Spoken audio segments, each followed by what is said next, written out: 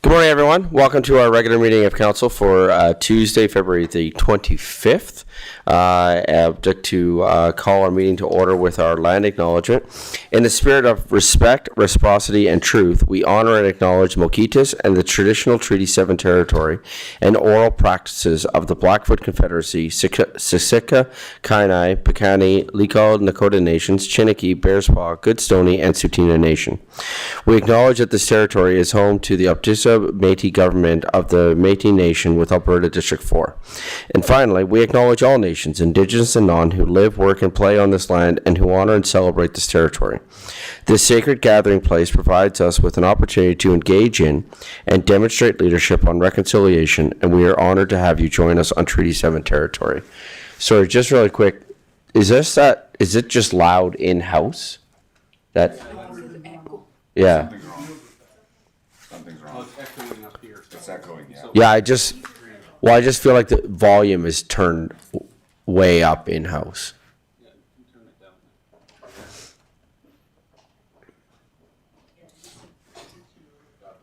down. I'm sorry? Okay. Yeah, it's real loud. Yes. Okay. So if we could have IT look at that, that would be great. On our moment of reflection, we have a couple of things today. First of all, we will be changing over our appointment of Deputy Mayor following the rotation that we had laid out early on after we had been elected. And so Deputy Mayor Randhawa will now be Councillor Randhawa once again, and would like to congratulate Janelle Sandboe as our new Deputy Mayor. So welcome to the role, Deputy Mayor Sandboe.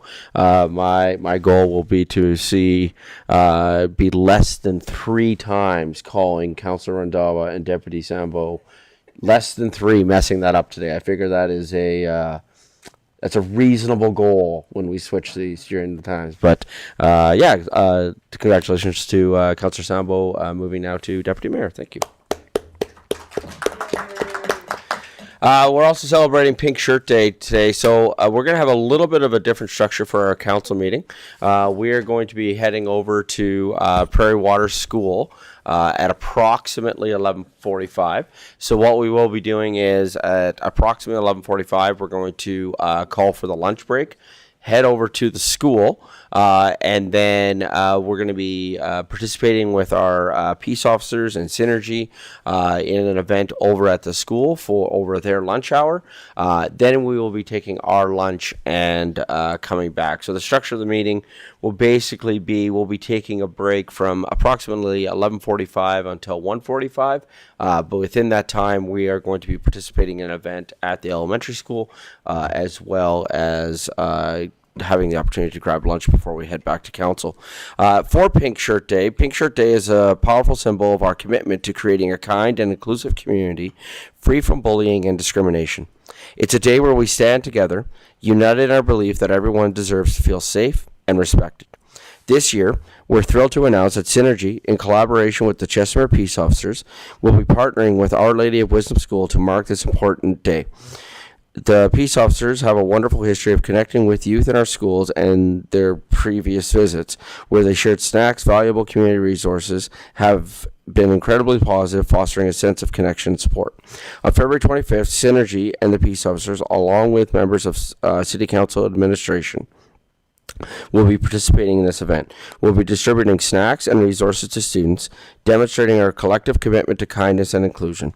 This is a wonderful opportunity for us to connect with the students and show them that our community stands firmly against bullying. We look forward to joining the students and staff and celebrating Pink Shirt Day. And you'll notice that today that many of our council members, we are supporting it with the pink shirt opportunity. I had the opportunity to learn last night how hard it is to find a pink shirt last minute when you are unprepared and you have to go shopping for more than hours to find said pink shirt. With that, we calling for updates and approval of the agenda. I believe that we are going to have some small changes to the agenda just due to moving things around. So can I see the motion, please, for the updates and approval to the agenda? So we're going to be moving 9.1 ahead of items ahead of item 6.1. So we'll approve the minutes first, if we can.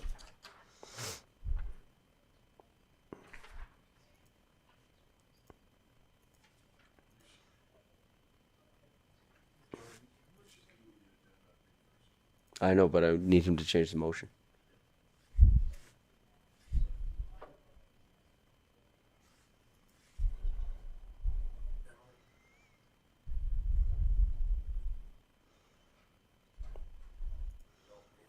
Before.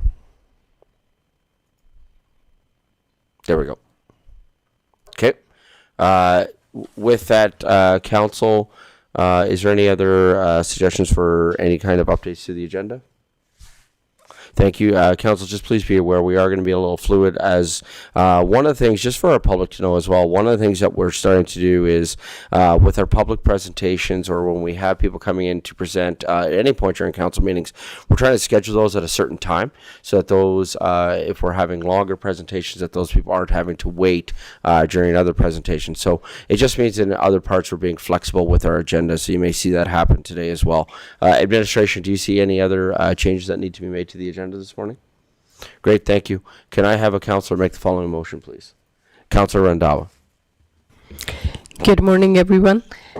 Council approved. I move that the council approves the February 25th, 2025 regular meeting of council agenda as presented with the following amendment. Move agenda item 9.1 to before agenda item 6.1. Just to our CAO, is it redundant to have as presented with the following amendment? Should you as presented come out, or is that, am I wordsmithing too much? Yeah, we're good. Okay, thank you. Comments, questions on the agenda? Call for the vote.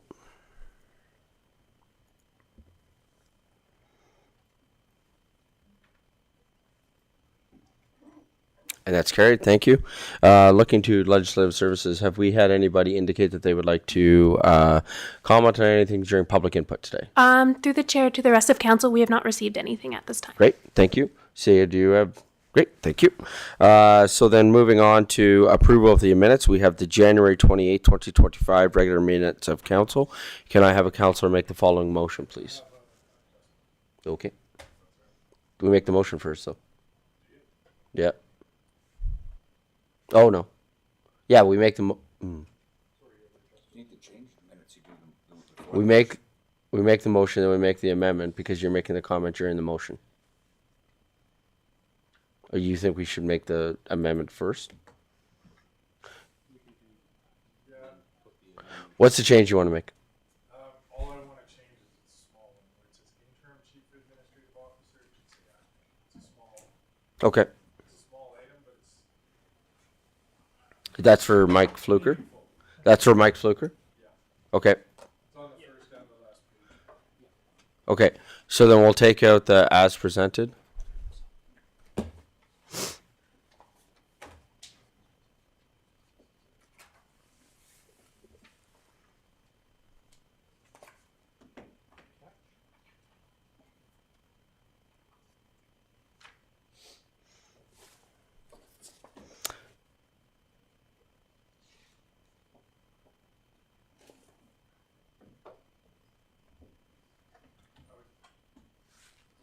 Change the reference to interim CAO to acting CAO.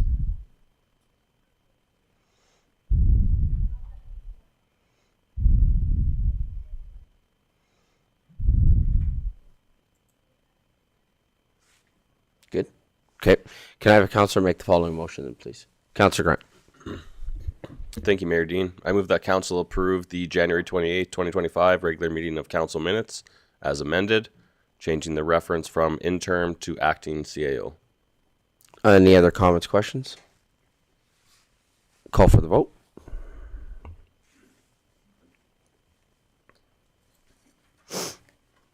And that's carried. Thank you. Then we have the February 11th regular meeting of council minutes. Can I have a councillor make the following motion, please?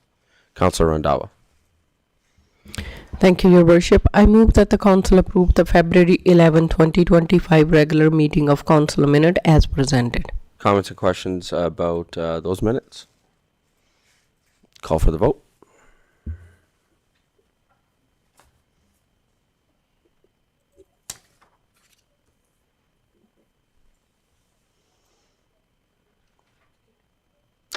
That's carried. Thank you. I believe then we're going to be moving to item 9.1, which is a closed session for the Subdivision and Development Appeal Board. Can I have a counselor make the following motion, please? Deputy Mayor Sandboe. Thank you, Worship. I move that council move into closed session at 9:10 a.m. to discuss the following: Subdivision and Development Appeal Board appointments, FOIP Section 16, disclosure harmful to business interests of a third party. Great. Thank you. Call for the vote.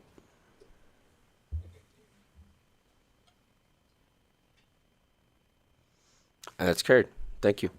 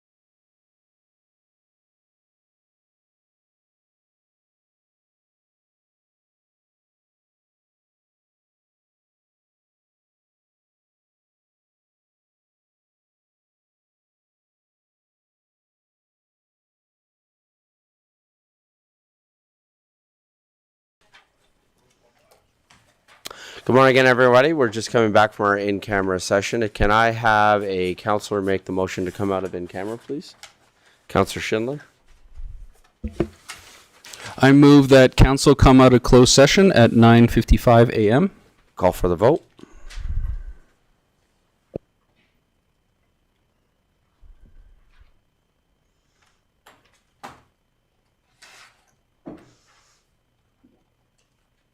Great, and that's carried. We're just going to take a recess now until 10 a.m.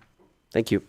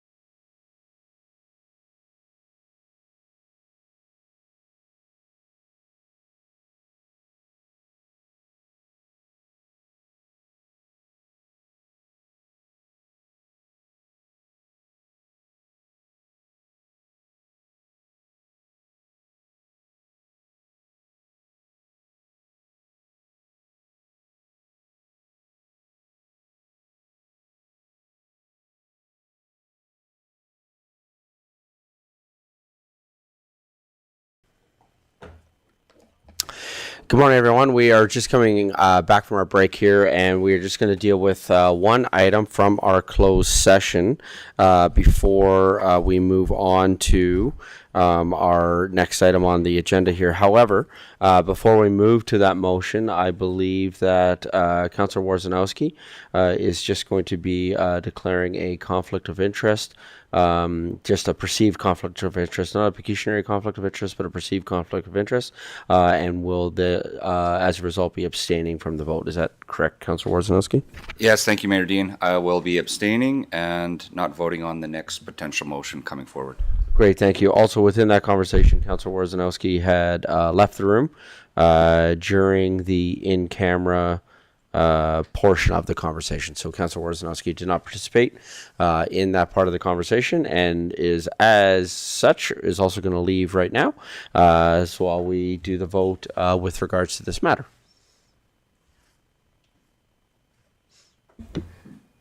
Good morning, Mayor and Council.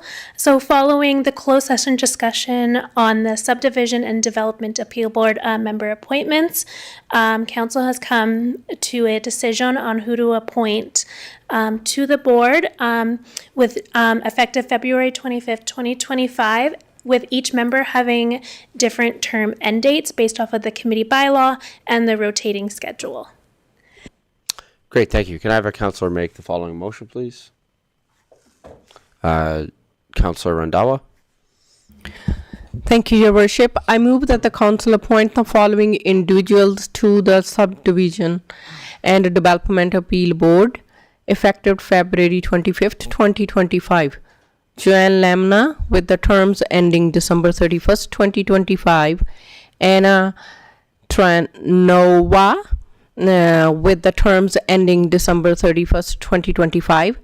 Jack Stevenson, with the term ending December 31st, 2026. And Justin Rebello, with the terms ending December 31st, 2027.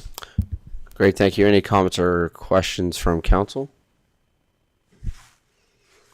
I just want to make a comment just saying thank you to these four individuals for stepping up to serve on this committee. Thank you as well to those people who had applied to be on the committee. And council is grateful for all those who step up to serve on our committees and to help the city with a number of our committees and work that happens. So I just want to make that comment on behalf of council, just saying thank you to these individuals. And with that, we'll call for the vote.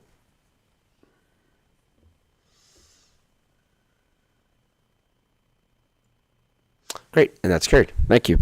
We're now going to move to item 6.1, which is our Beacon Data Center. And just before we move on to that, we're going to give Councillor Warzanowski a chance to come back into the room. If he can't hear me, maybe somebody could stick their head out in the hallway and grab him.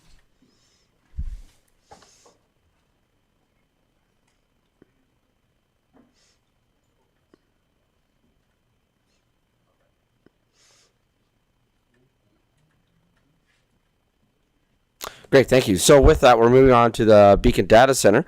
This is being presented by co-founder and chief executive officer, Joseph Shovlin. Welcome. Or, no, somebody else is going first.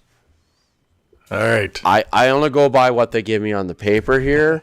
And it's a fun thing in that our CAO, Mr. Edney, often takes on different identities during these meetings. I will say so-and-so is presenting, and then all of a sudden he clicks his mic. So it's a fun game we play at council as to who's doing at the start of the presentation. So I take it I'm turning it over to you, Mr. Edney. Mr. Edney. Thank you, Mr. Mayor.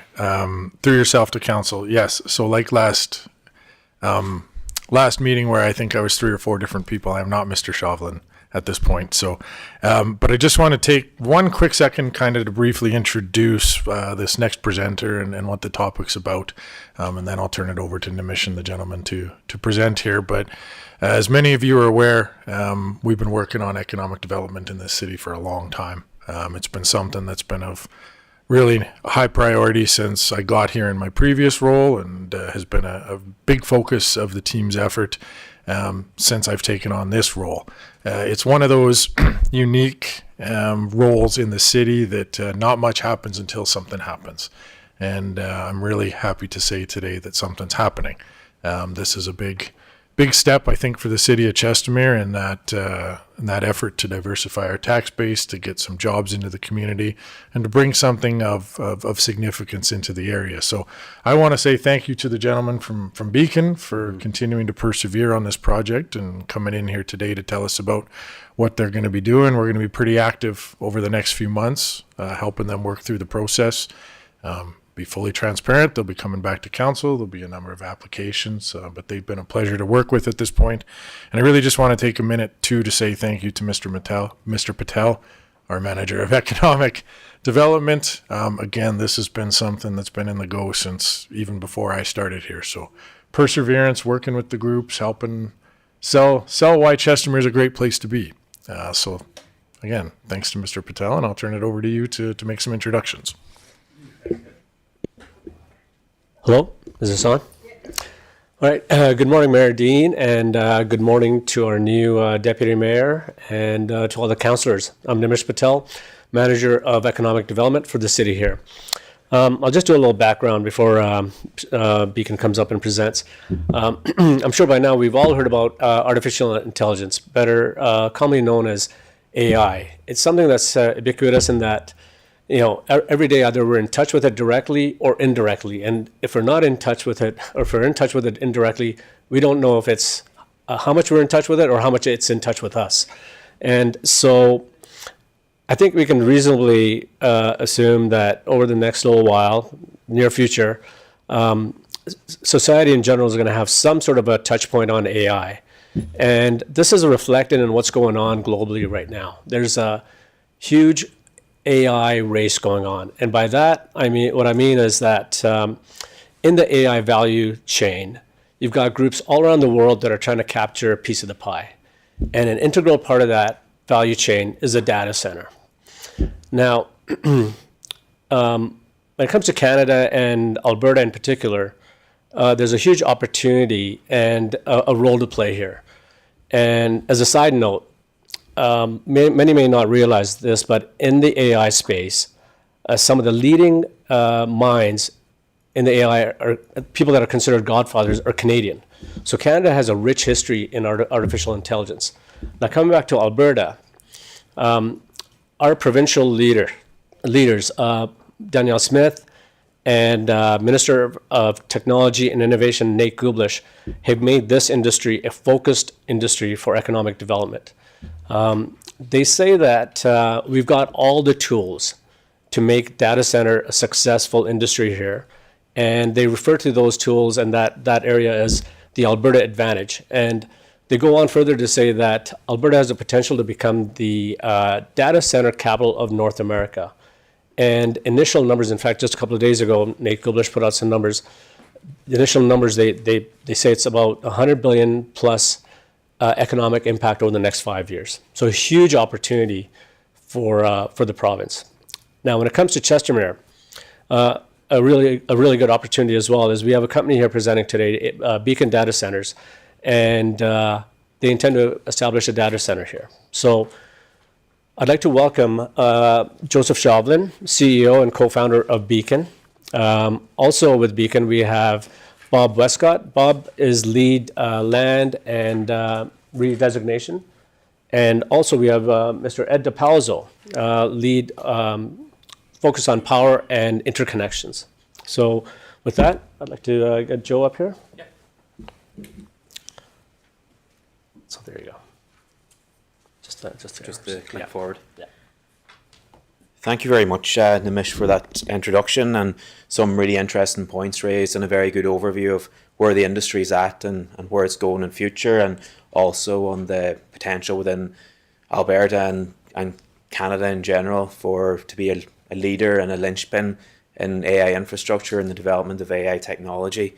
Also at this juncture, I'd just like to thank the entire staff within City of Chestermere, Nimish, Joe, Liz, Mark, Kent and all the team for extending such a warm welcome to Beacon from the very outset. We've been working on this project now for a number of months, and we're kind of at a point now where we're really ready to take off and move forward at a rapid pace. We've done a lot of research, done a lot of background work, and all that background now work will hopefully feed into advancing this at a breakneck speed. We're in a race in the AI world in general to deploy technology, to deploy infrastructure at a rapid pace. And Beacon as a company try and kind of replicate that sense of urgency and work with all the stakeholders to move projects forward as fast as possible. But just to kind of reiterate, from a local municipal perspective and from a provincial perspective here in Alberta, we've been given tremendous support since we started in this journey.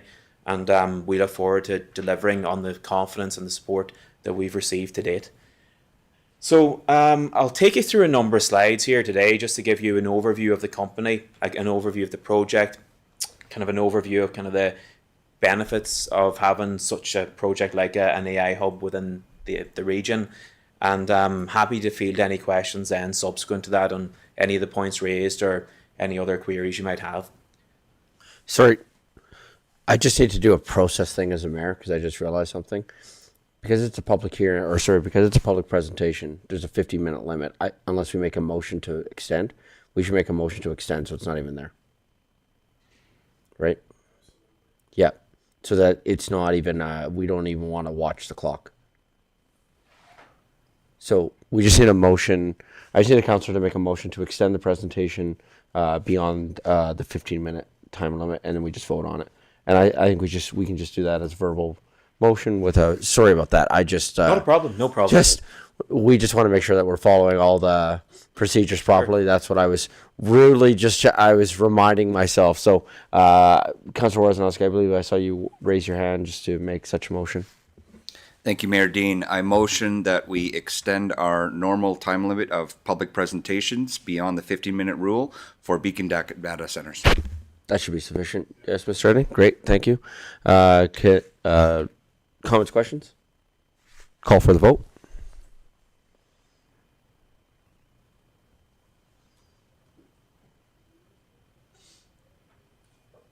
That's carried. Sorry about no that. Problem.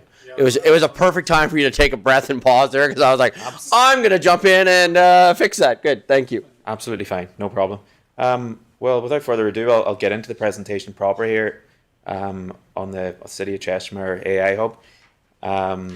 So just a kind of an introduction to Beacon first out. So we're an entrepreneurial digital infrastructure company delivering AI infrastructure projects. So our projects target AI infrastructure for AI functioning. So obviously I think anyone who's kind of keeping attuned with the kind of the media and technology at present, there's a insatiable demand for AI infrastructure, for AI capacity to support these new developments and new technology that it's coming on board at a rapid pace. And we expect that to continue for the foreseeable future. And we think now is a great time for places like Chestermere to kind of bring a project like this to life and to kind of really kind of set ablaze on the industry within the region and get that kind of early mover advantage on the technology and future opportunities that will undoubtedly arise from having an AI hub within the region. So our approach to kind of site selection is a rigorous examination of a number of factors, power being the primary driver initially.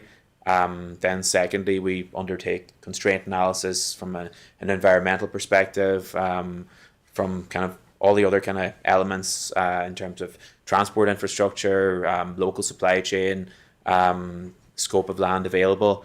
And like we've applied this approach to Chestermere and we've come out with very favourable results. So all that looks extremely positive from a kind of an initial site selection perspective. But we've done quite a rigorous examination of a lot of locations, and this one has come out in a very, very positive manner when we've considered multiple areas within the province and within Canada in general. So we work with a very strong team in terms of partners across these projects, from planning, power, design, and we've got a team here in situ, sourced locally, who we found excellent to deal with on our projects to date. and we'll be drawing on their expertise that they've garnered from working on our earlier projects and applying that to the Chestermere project as we move forward with it. So we've got a huge advantage in that we've got that team, that supply chain ready, and we can tap into that expertise and experience garnered. So just a bit then about our kind of our obsession with timelines. Our time to power, our time to energize these facilities is hugely critical to the success of the projects. The timelines are something we always are trying to compress, to condense, and to bring forward to meet our clients and our end users' demands. They want us to bring these projects on as quick as possible so they can use the projects as an infrastructure setting to kind of offer new services and to extend existing services to more clients so they don't get left behind in the race to win new business, to win new customers, and to develop new technology, new products and innovations across a wide range of sectors. So yeah, just kind of a few points then at the bottom on kind of the relationships we've developed in terms of energy and infrastructure, and again using that experience and leveraging off that and applying that here in Chestermere to kind of circumvent any problems that may arise before they do, and to kind of get ahead of any issues and to plan in that kind of forward thinking manner. So I won't go through each team member in person, but I'll just kind of give you an overview of the team. So we've sourced local talent. Ed here on my left being one of the key pillars in terms of our approach to energy, our approach to infrastructure, and approach to siting these projects in an area which have the necessary grid resilience and reliability to support these projects. On the fibre interconnection, Drew McNaughton, again, locally has huge knowledge and experience of the rollout of the Alberta SuperNet, and was able to offer huge assistance and progress in terms of our fibre strategy, and kind of developing that fibre strategy to ensure it aligned with kind of the local strategies and also aligned with the strategies of our end users. Bob on the planning front has been instrumental on constraint analysis and on the site selection process. And the Honourable Ken Hughes also has been fantastic advocate of Beacon within the province in terms of our early engagement with municipalities, and Ken was instrumental in making sure we got before each municipality and engaging with them and coming up with, again, solutions to any kind of issues that might arise, and to get out in front of any potential kind of issues that we may have in terms of planning or engagement or any of the other elements of bringing a project forward. So I suppose worth touching upon then as well on some of the personnel we've taken in to our team from the data center world. We've people who have 12 years experience of delivering data center projects all over the world, from Uruguay to Singapore to Oklahoma to Dublin to London, and bringing experience totaling probably 7-8 gigawatts of capacity. So people who have been in the data center industry for the last 10-12 years and have seen a rapid escalation in its growth, and have the experience of delivering, executing projects for the biggest tech companies in the world. So delighted to have bolstered the team in that regard, and to have brought in some really fantastic talent.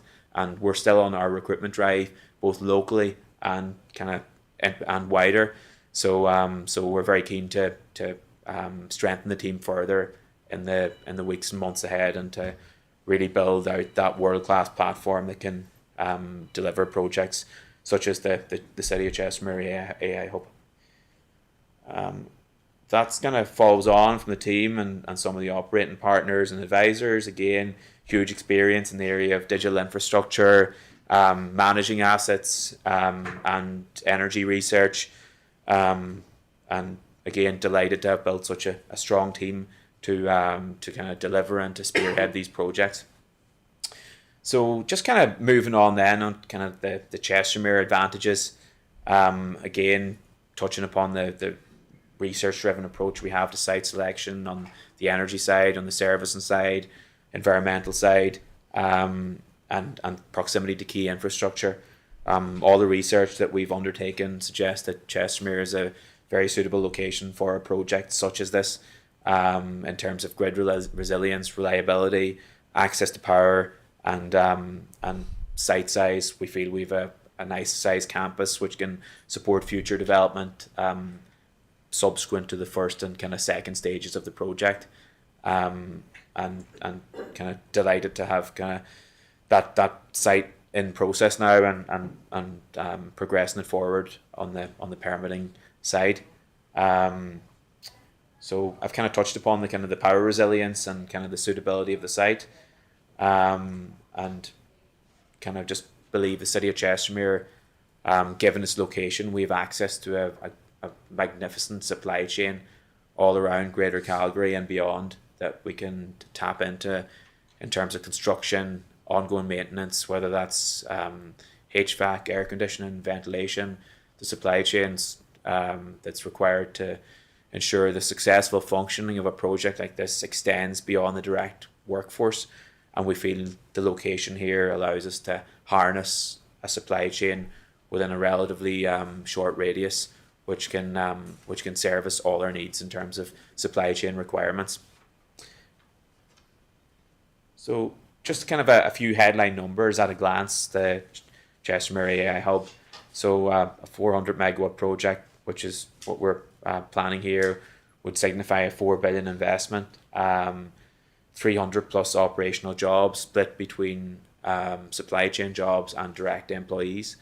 Construction project, it's a major construction project, 1,200 construction jobs at the peak. And again, we've had very positive interactions and discussions with local Alberta construction companies who we want to deliver this project and avail of kind of that local experience and knowledge and build out using local resources. Kind of just a few points then below on kind of our progress to date. So we've submitted our interconnection application to the ASO. So that's in process now. So we're moving forward obviously with our permitting, but the ASO process will kind of move in lockstep with the permitting process for a number of weeks and number of months. So again, that kind of comes back to the point on trying to advance timelines and compress timelines as much as practicable. Supply chain opportunities for local companies. So there's transformative supply chain opportunities for local companies that want to get involved in mechanical and electrical elements and other on the construction side and on the maintenance side.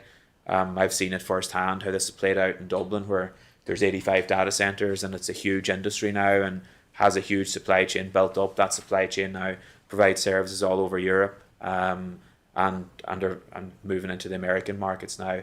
So it's created a huge economic stimulus in terms of spin-offs outside the actual data centers operation itself, and we're delighted to kind of export that experience and bring it to new regions. So I suppose this is something that's very timely at the minute with all that's going on geopolitically. Secure and robust compute power for local AI developers and researchers within a domestic setting. At Beacon, we believe it's paramount that every country has its own domestic compute capacity that can't be taken away at a minute's notice or whatever the geopolitical kind of wind blows, that you've got that locked down locally, and it's a huge element of national security to have that within a domestic setting. So something that's become even more prescient over the last couple of weeks and months, and we believe that's fundamental to any region to have that AI security located within a domestic setting. Telecommunications enhancements will be part and parcel of a project like this. Fibre upgrades, the current fibre will be insufficient for hyperscale requirements to transport the vast amounts of data at the speed that's required, and Beacon will be leading the charge in terms of enhancing that infrastructure to bring it up to the requisite standard to support a facility like this. And in terms of that infrastructure will be of benefit to the entire region of Chestermere for local businesses, municipal services, residents, everyone can benefit from that improvements. And that truly will be a world-class piece of telecoms infrastructure in terms of the speeds and the resilience, and again, a huge asset for any area to have. Then kind of the last point, training and development opportunities. So be huge opportunities for skills, upskilling, and kind of local residents and local training institutions and colleges to get involved in this project and to really embrace it, and to AI tech, data center maintenance, data center operations will be a huge growth area going forward, and a great area of opportunity for employment for both young and old in the region. Just kind of touching again on the local benefits. Some of them have already covered. Economic development pillar, again, we've kind of covered the construction jobs, operational jobs, and the headline investment. We've touched upon the opportunities for local supply chain. Again, I suppose a very kind of important point to stress is like the presence of a AI data center will help foster startups and innovation by having that local access to compute within the area. And the hope is, and the aspiration is, that that'll be the stimulus for like an AI ecosystem within Chestermere, within Calgary, and within the whole of Alberta and indeed Canada. And I think it's important to look on a project like this, not just kind of on a local basis. It provides benefits to the greater regions and nationally as well. This is a project of national significance. I would say a 400 megawatt data center is a large piece of AI infrastructure, a large piece of digital infrastructure. So delighted that we're here and being able to present this project as something that we can bring to Chestermere, hopefully. Infrastructure improvement, again, we've touched upon the fibre and connectivity aspects of the data centre development. So that infrastructure will be needed to be upgraded to bring the project up to the requisite standard to support the development. But again, huge local spin-offs and access to these services will follow the installation and the rollout of this new fibre upgrade. Kind of community benefits, again, we've probably touched on some of them, so apologies if I'm kind of going over old ground. Chestermere AI Hub will partner with local educational institutions who have an appetite to get involved and to offer training programs and internships, kind of equipping residents with skills and the opportunities to get involved and to develop new skills and create new opportunities in terms of employment and also in terms of opportunities for local businesses. So just then a point that the project will seek to kind of establish these relationships and further facilitate any initiatives that anyone within the area develops or comes forward with. We're very keen to hear them and very keen to accommodate them where possible. Chestermere economic development goals. So we kind of want to align with the City of Chestermere's economic goals and in terms of achieving economic development and facilitating future investment and strengthening economic diversity of the area.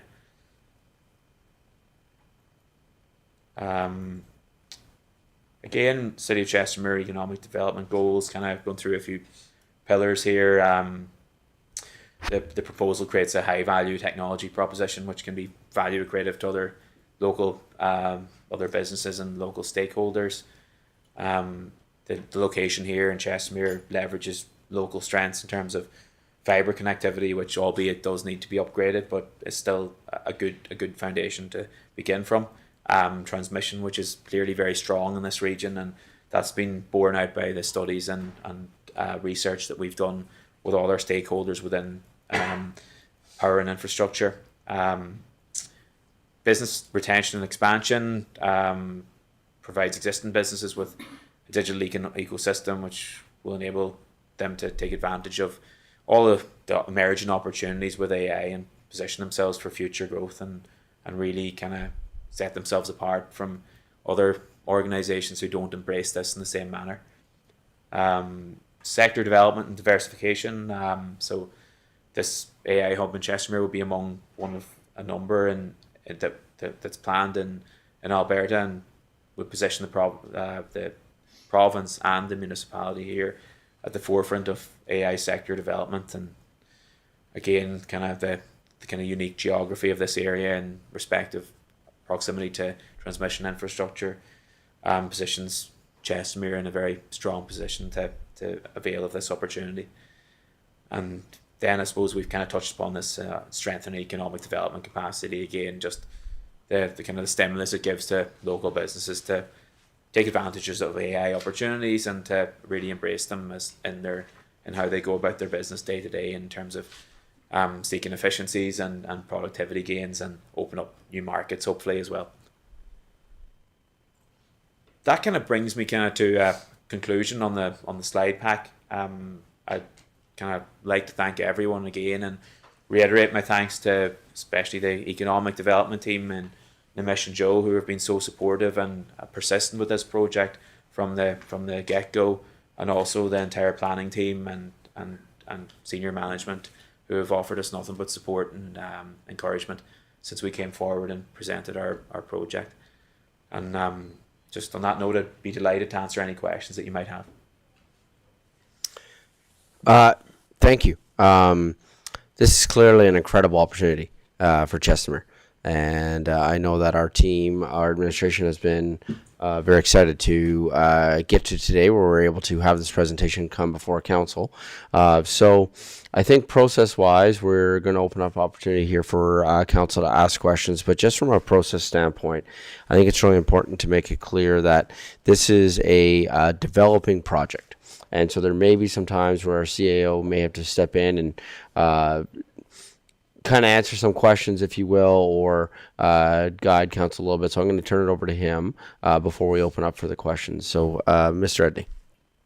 Sure. Thank you, Your Worship, through yourself to the rest of council. I guess what I wanted to touch on first off was just probably that quick highlight of what's next. So we've had Beacon come in here and talk about a little bit about their business and what they're planning to do in the area. For transparency, the first step in the process is going to be the land use redesignation of their parcel. That's something we expect to see happen, as Joseph talked about, fairly quickly. So we expect to see that application in likely shortly, with a target hopefully of the March 11th meeting for first reading. And then that would put March 25th for the second reading with the public hearing. Somewhere in that time frame, I do believe Beacon is looking to host an open house in the community to, gather some input, just again, introduce themselves on some kind of evening to the community. And that'll be that first step in a number of steps that it'll take to get this project off the ground. So I thought I would just address the timeline thing first and maybe turn it over to council and let you ask them any questions you might have of what they're planning to do in our community. Great, thank you. And it would also be fair to say that there may be some questions right now that, just due to process-wise, that we may have to put pause on with that question, just due to that process, that timeline, public hearings that are coming, all those sorts of things. Would that be correct?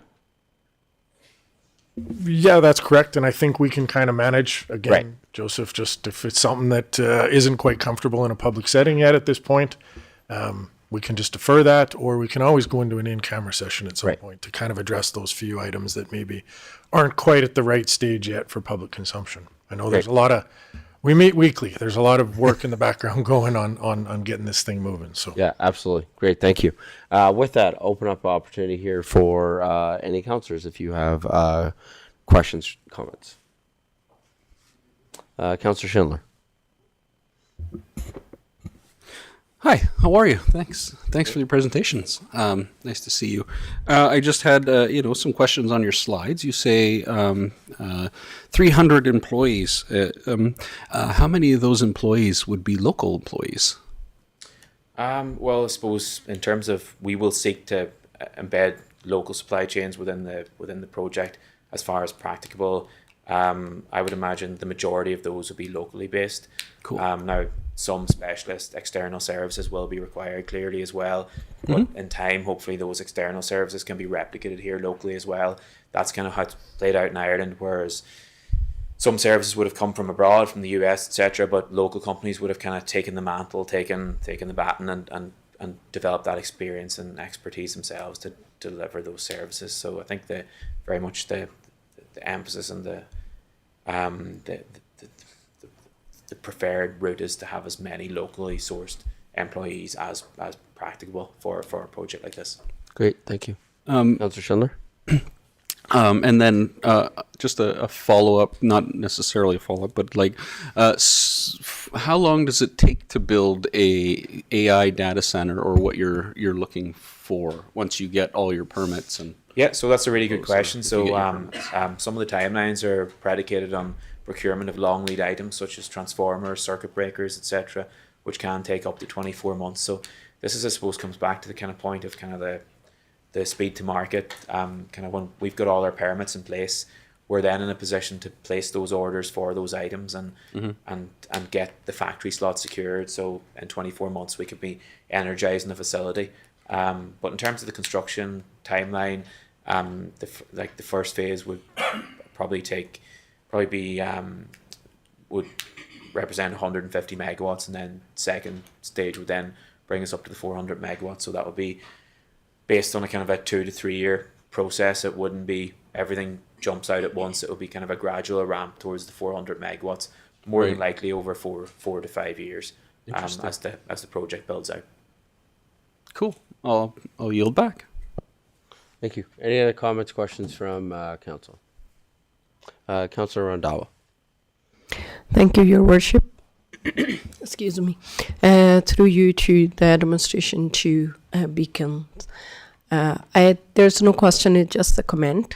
Actually, thank you so much. I really appreciate this is the big opportunity for us, our residents, for this the Beacon AI data center, because it's a job opportunity as well for our residents.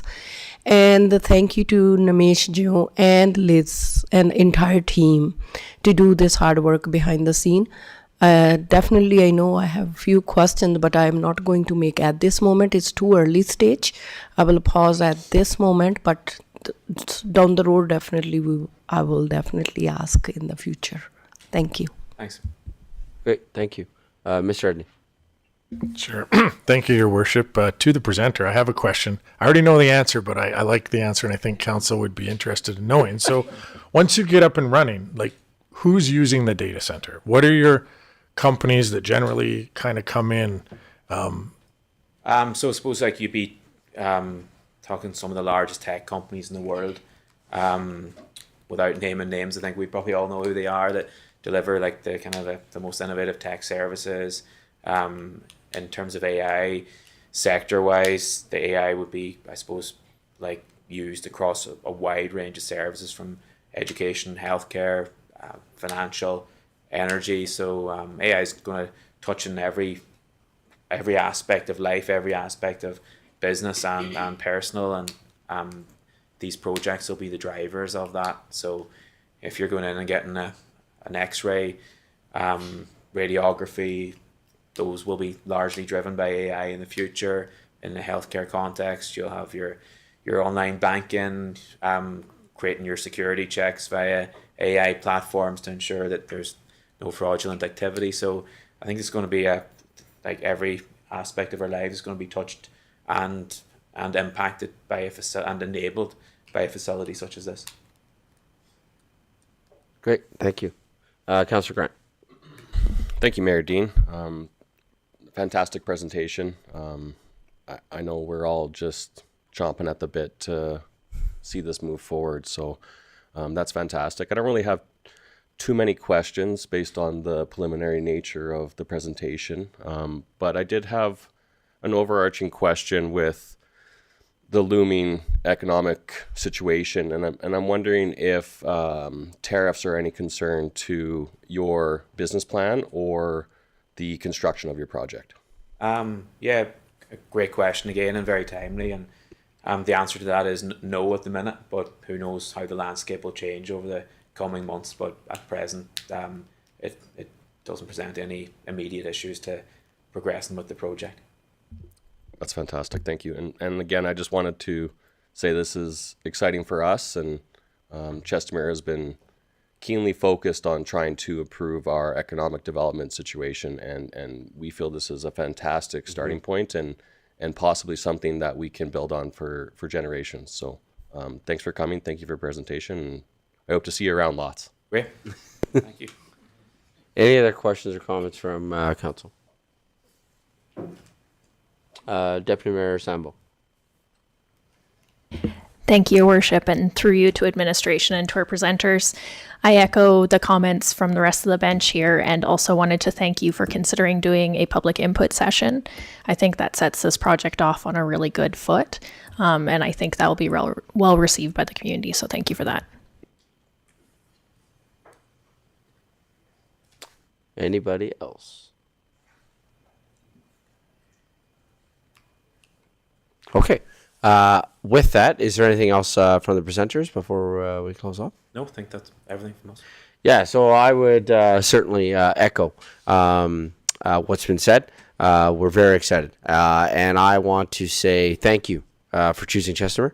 And it also sounds like from our administration that our administration is committed to working with you. And it sounds like the experience that you've had thus far, and I'm confident that that will continue, has been a very positive experience working with our administration. And so thank you for choosing Chestermere.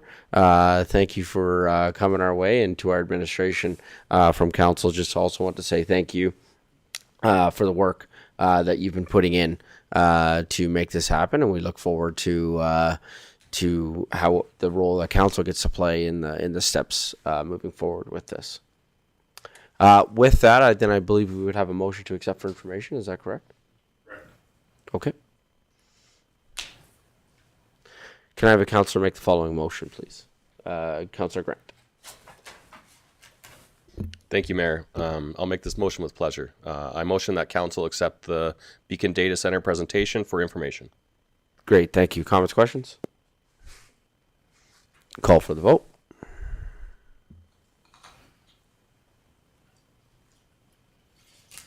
Great, thank you so much.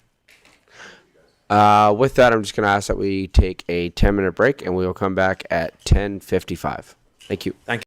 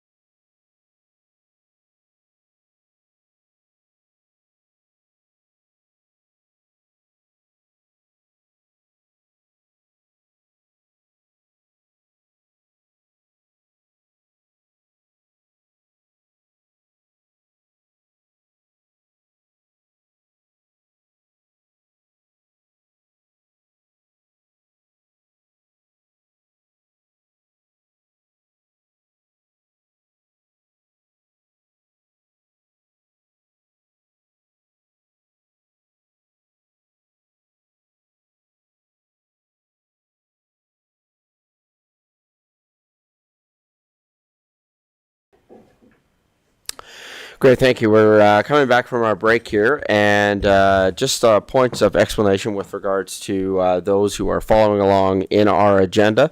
So item 6.2 is scheduled to go at 2 o'clock. So we'll be moving past that item as that is scheduled to go for 2 o'clock. Item 7.1 is what we already dealt with coming out of our closed session with 9.1. So we will be moving past item 7.1 since that matter has already been dealt with. And we are now up to item 8.1, which is direct control residential multi-unit Clearwater Park. It says on here it's being presented by Josh David. Perfect. Great. Good morning. Good morning.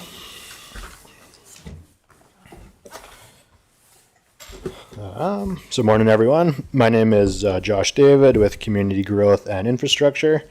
Today I'll be presenting a motion that Council approve an amendment to DP 24-CWP-DC-01, which is a Clearwater Park direct control residential, 60 lots, to increase the lot coverage for the accessory buildings to a maximum of 21%, subject to the amended conditions which are included in Exhibit A.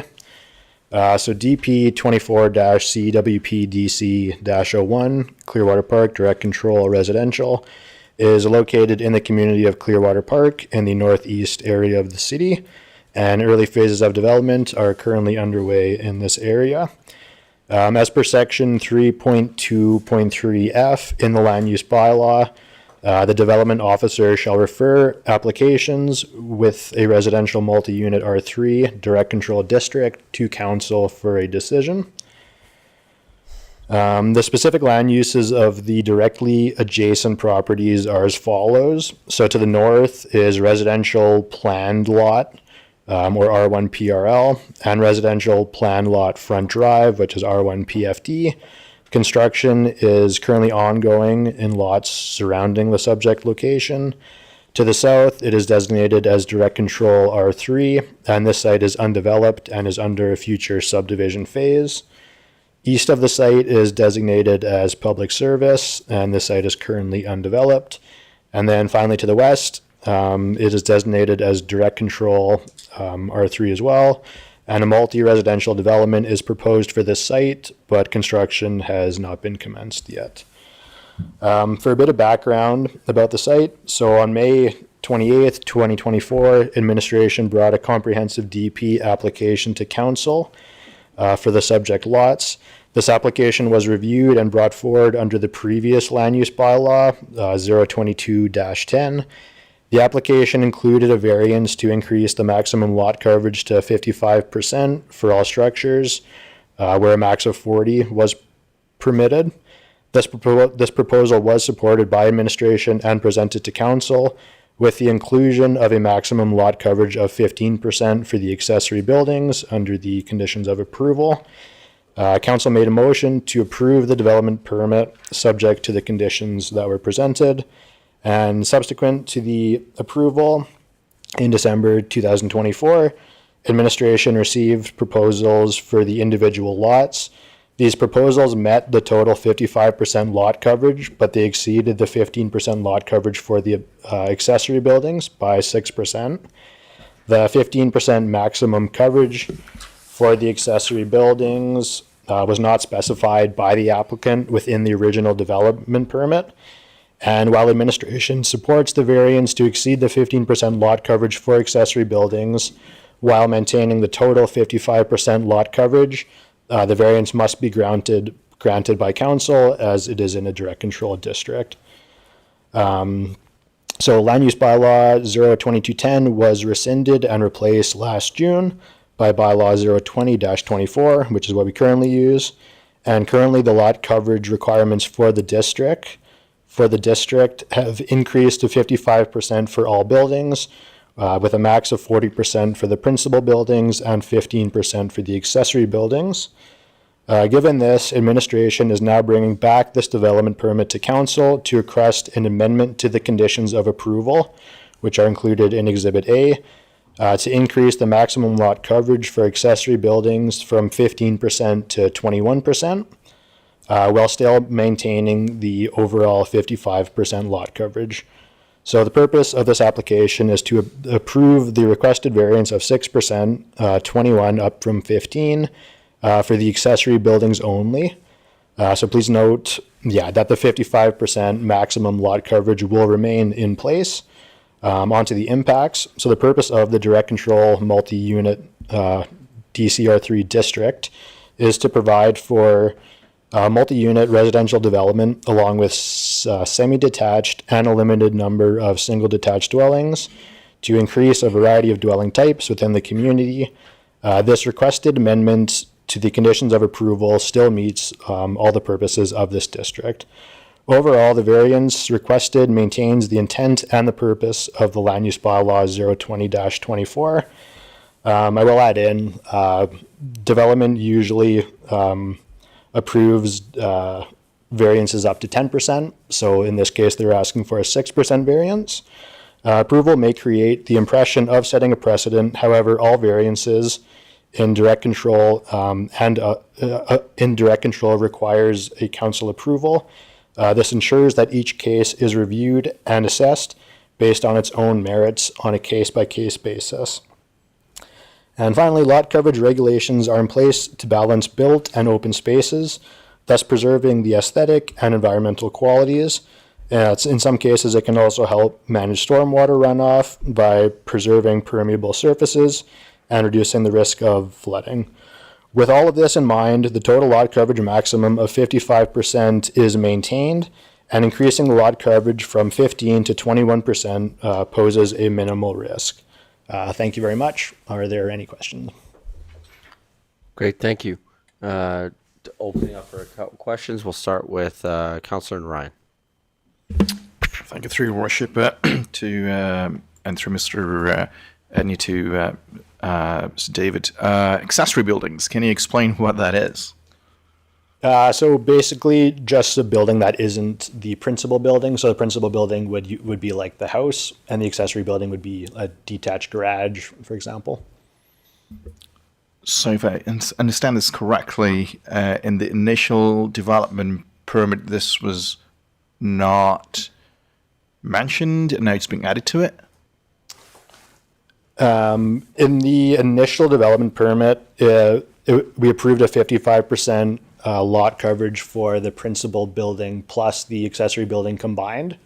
So that combined coverage is staying. What's changing is the accessory building or the garages. Their lot coverage is being changed from a maximum of 15% to a maximum of 21%, which is where the 6% variance is coming in. But the total site coverage would remain at 55%. Okay, thank you. Miss Armitage? Essentially, they want to build bigger garages. And the way that it was worded, because we have a cap on the maximum size for the principal and the accessory, they can't build a bigger garage. They're not going to go over the 55%, so that variance is staying the same. This just allows a bigger garage and a slightly smaller house. It is a really simple, but odd to explain. We have wordsmithed this so many times to try to make it clear, but this really is, they want to be able to build a bigger garage. You know, I appreciate your anticipating my question, because I think my question was going to be, there's a lot of numbers and language, and I was like, my question was going to be, if we were to put this in its simplest terms. So, Ms. Armitage, I thank you for anticipating the question that I had in my review of this. I believe next up was Deputy Mayor Sandboe. Thank you, Your Worship. I still like hearing that. This is a really good day hearing Deputy Mayor Sandboe. That's really nice. My questions through you, have these already been built, these lots? They haven't been. No. But the permit has already been issued. It just was vague and it said 55% total lot coverage. So the comprehensive site has been approved by council, but the individual development permits for each of the like buildings has not been approved yet. So those would come in at a later stage than the comprehensive site. Liz? And council's approving the comprehensive site, not the individual house that will come through. So it went through this process. This variance wasn't known. I believe. And so once we got those more detailed individual units, we went, oh, this doesn't work. We as administration believe this supports the intent. We are not increasing the overall coverage of the lot beyond that 55%, which council's already given. If this was one that administration could approve, we would. Okay, that makes sense. My follow-up question to that, the difference between 15% to 21%, is there any reason that 15% would be a better situation? Why was that number chosen to begin with? If a 10% variance is typical, why do we put this 15% in there at the beginning of this? Through the mayor to all of council, I'm going to learn that protocol one day. Our land use bylaw is old. To be really frank, it's an old land use bylaw. We prioritized the MDP. A lot of elements of our land use bylaw are not reflective of today's current standards for development. And it is incredibly typical to have variances in the development world. I would actually say our 10% is very, very low, and most municipalities are in the 25% range, 20 to 30% range of variances. We administratively have always taken the approach of, and this dates back to when we wrote the land use bylaw, which I happen to have been the project manager on. I was Jack of that project back in 2010. Our bylaw does not actually stipulate a number. So that 10% was what administration chose to practice and has always stayed in practice. Anything over 10%, if it's not a direct control district, we would refuse, and it would go to Subdivision and Development Appeal Board or a planning commission. We don't currently have a planning commission. And so that 10% is a really strict number. It's really low when you look at the averages elsewhere. So when we come forward for a budget request to redo the land use bylaw, this is one of the items that I would say is a high priority of looking at what an appropriate variance level is. I think I went on a bit of a tangent there, but it's just outdated. The metrics are outdated that are in it, and as we get to redoing that document, we will see less variances for a number of years, and then because it won't be reflective of current trends, we'll start to see them again. Right. So hearing that, and that makes sense to me. So we're not reducing the amount of green space on these lots. It's just a bigger garage, smaller house. Absolutely. Thank you. Councillor Grant. Thank you, Mayor. Through yourself to administration, maybe not a question per se, more of a comment and along that lines. I do believe that the subject location on the south side is under construction and that there are houses built there currently. That's not really my question. In general, or my comment, in general, I think I would like to see more green space, less building. I understand that's a metric for the builder, and they're gonna put as much house as they can. I would like to try and protect green spaces in homes and around them as much as we can, because I think that's important.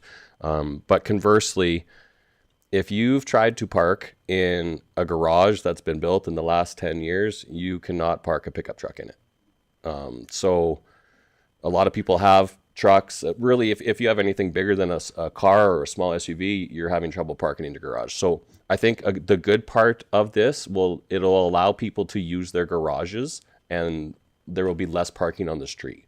So while I do like to see more green space in our community and around our homes, I do think that increasing the size of this garage will help with congestion. Councillor Randall. Thank you, Your Worship. Through you to administration to David. I have actually, honestly, because I am struggling with this, the reason, because when 15 to 20%, I'll be actually, because obviously it will take a green space for that. Simple, right? And the list said is for the garage too bigger. How big it will be? That's my question. I just need to know, because it doesn't matter I echo with the Councillor Grant as well. Its new vehicle does not fit, but does not fit for the length, not the wider sometime. So garage majority time standardized and stuff. So is it from a one to double garage or the little, what exactly is this? I just need to try because it will cover green space no matter what, because it is the back lane. And once the front garage is totally different, but once it goes to the back, it will cover the back alley or area or the green space as well. So can you clarify on that? Yeah, so like the green space won't change because the total lot coverage is still a max of 55%, which means like 45% of the lot has to remain as unbuilt. So that won't change. All that's changing is the actual size of the garage. So where it used to be able to take 15% of the total lot, it can now take 21% of the total lot. So like the size of the garage would just be increased 6%, but the total built form on the entire lot will remain 55%. So there won't be any reduction of green space. So, may I? Yeah, Councillor. So it means the smaller houses with the bigger garage because green space has to stay same. So it's small because lot size is the same. So then it means house side will be decreased. That's correct, yeah. Okay. Okay, thank you. With that, I'd like to call for the motion on this to open up an opportunity for debate on this matter. Councillor Grant? Yeah, as long as there's just been a couple questions where we're starting to, you know what I mean? So if it's a straight question on what this is, absolutely. If it's, you can still ask questions inside the motion too, right? So. Okay. It is related. Can you hit your mic? Can you hit your mic? It's a technical question, so yeah, perfect. It's okay. Go ahead. What is this site designated as? Is it designated as R1 PRL or is it R2? So it's direct control R3. Okay, it's R3. Yeah. Okay, fantastic. I just remembering what's actually built there, it didn't match up with it being R1. So thank you for that clarification. Okay. With that, can we call for the motion, please? Can I have a councillor make the following motion, please? Deputy Mayor Sandboe. Thank you, Your Worship. I move that council approve an amendment to DP24-CWPDC-01, Clearwater Park Direct Control Residential, 60 lots, to increase the lot coverage for accessory buildings to 21% max, subject to the amended conditions of approval included in Exhibit A. Great, thank you. Any comments, questions with regards to the motion?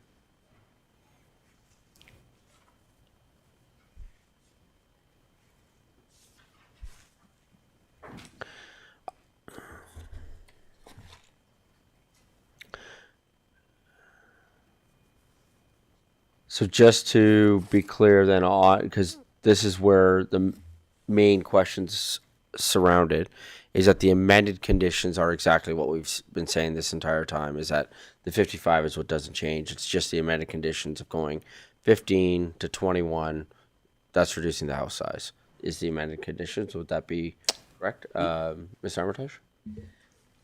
If you're concerned about that 55, let's add it into the motion that the maximum remains at 55. That is our intention, but if there's concern about that ambiguity, we can add that into this motion, I think. Yeah, I think I'll look to council. I'll open this up for debate to council. That seemed to me to be the line of questioning that came, right? I think Councillor Grant talked about green space. I think Councillor Randawa had some similar questions. Deputy Mayor Sandboe had a similar line, right? So I am thinking that was kind of the general line of questioning that came was about that. So I would look to you, I guess, Ms. Armitage, to where you think that could be added in. Or sorry, before that, council, or do we agree that was generally the line of questioning? We just want to make sure that that's really clear within the motion. I'm seeing a lot of nodding, and I don't see anybody shaking their head to that. Okay. To increase, through the mayor to council, Kent's going to get me to learn this. Well, this would be the alleged services because they're amending it. to whomever needs to know this. I'm trying. To increase the lot coverage for accessory buildings to 21% max. I just think that should be there. And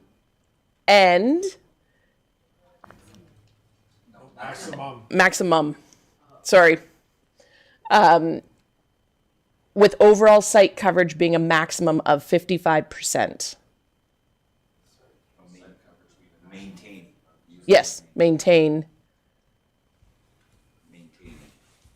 With overall site coverage.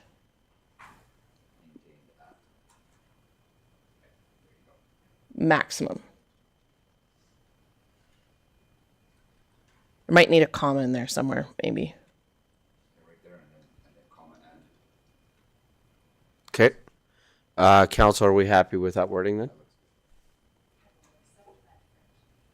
I apologize. I didn't write that down on who had made the motion. Thank you. Deputy Mayor, can you restate the motion, please? Certainly, Your Worship.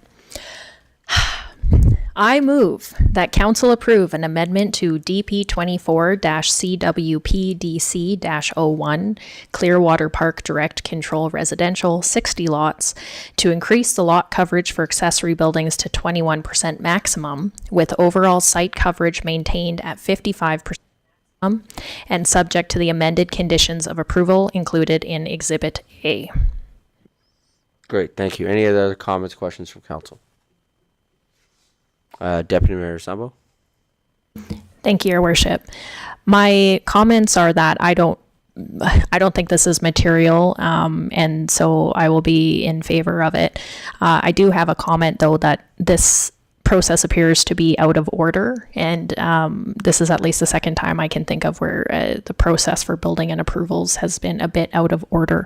So I'm hoping that feedback can be taken away. Mr. Edney? Thank you.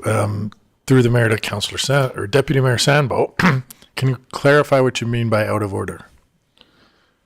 I certainly can, through the chair to administration. I think that some of these lots are built.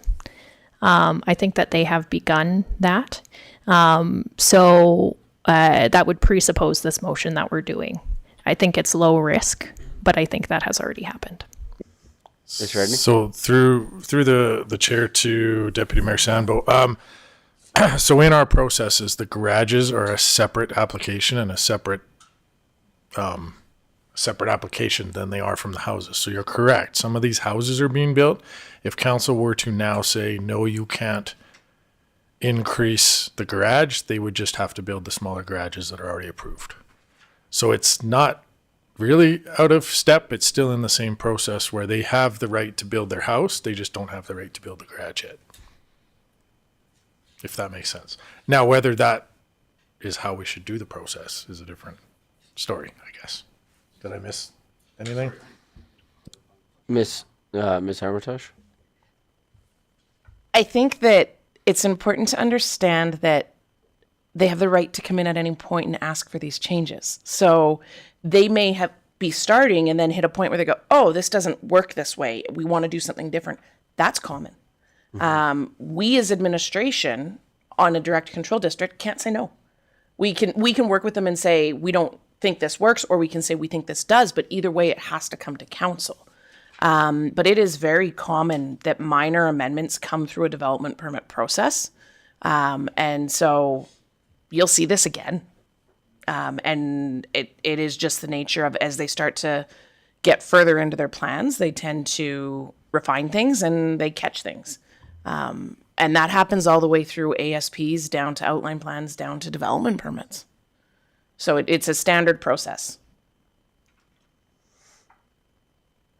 Okay. Anybody else? Yeah, Councillor Schindler. Sorry, I had a quick clarifying question. Are these houses built and they're just wanting to build the garages, or are they just they're not built yet? Mr. Sorry. Yeah, through the chair to Councillor Schindler, they're working on some of the houses. They've got some foundations and they're working on some of the houses. So my follow up to that is, how do we know if they're they shrunk the houses and they're going to make the garages bigger, or if the houses are already pre-planned, shrunk, and then like are we getting what we're approving? That's the whole process through our building inspections, our planning department, our development services. Yes, they're not pulling one over on us, I guess, if that's kind of the nature of the question. I don't think they are. I just was curious on how that process gets put in place. So, Ms. Armitage? Through the mayor to all of council. Did I do it right this time? Okay. I think it's important to note that anything that is being built right now meets the requirements of what is approved. We can't give permission to build something that is not approved by council. So anything that may have approval in place that is allowing construction to start meets the requirements of the former bylaw, which would still meet the requirements of this because we've actually upped a variance. So we don't have any issues with a compliance in this scenario, and we wouldn't let them build if we did. Any other comments, questions from council? Great. Sorry. Yeah, Councilor Randall. Thank you, Your Worship, through you too.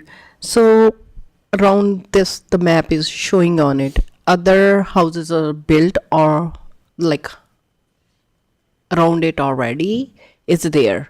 So when people are moved in, so when they sold to the residents, they showed sometime we all see what is the next is building, and now we are trying to change the thing they're bringing here. So that's another thing. So we cannot. No, that's Okay. Thank you. Mr. Edney. Do you want to take that one? No. Yep. Maybe.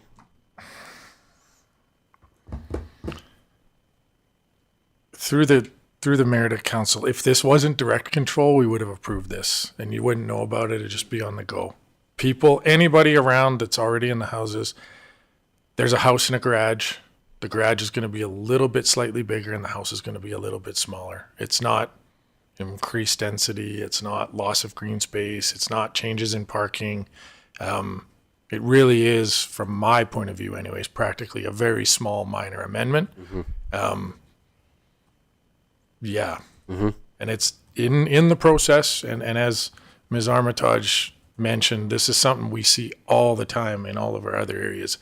I'm reading an email right now from our friends in Chelsea talking about how the market's changed and the market's demanding something different. And that's what the developers respond to. So to Councillor Grant's comment, people are fine with the smaller houses, but they want a garage that they can actually fit their vehicles in. So that's really what the developer is trying to accomplish here with this. Okay, with that, I think it's pretty clear what's being done, what's being accomplished, what has been done. With that, then I'd like to call for the vote, please.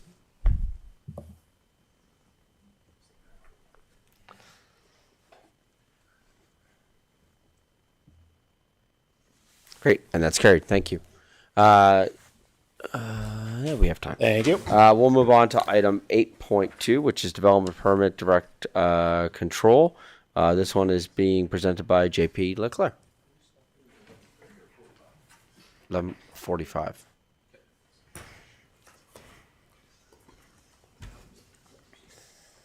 All right, good morning. Through the mayor to council, I'm presenting a request for decision for a direct control back-to-back townhouses in Waterford. Making the recommendation to council to conditionally approve DP 24-DC R3B2B-02, subject to the conditions included in Exhibit A. The sites are located, as referenced in Figure 1, at Waterford Glen and Waterford Landing within the community of Waterford. Per the land use bylaw, development permits located within residential direct control districts such as this are referred to council for a decision. This development permit proposes 8 back-to-back townhouses.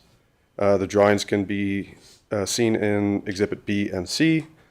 Referring to Figure 2, a similar development application was made directly to the west in the same land use district and in the same development form from the same applicant. Was approved on the 28th of May 2024. and that was approved.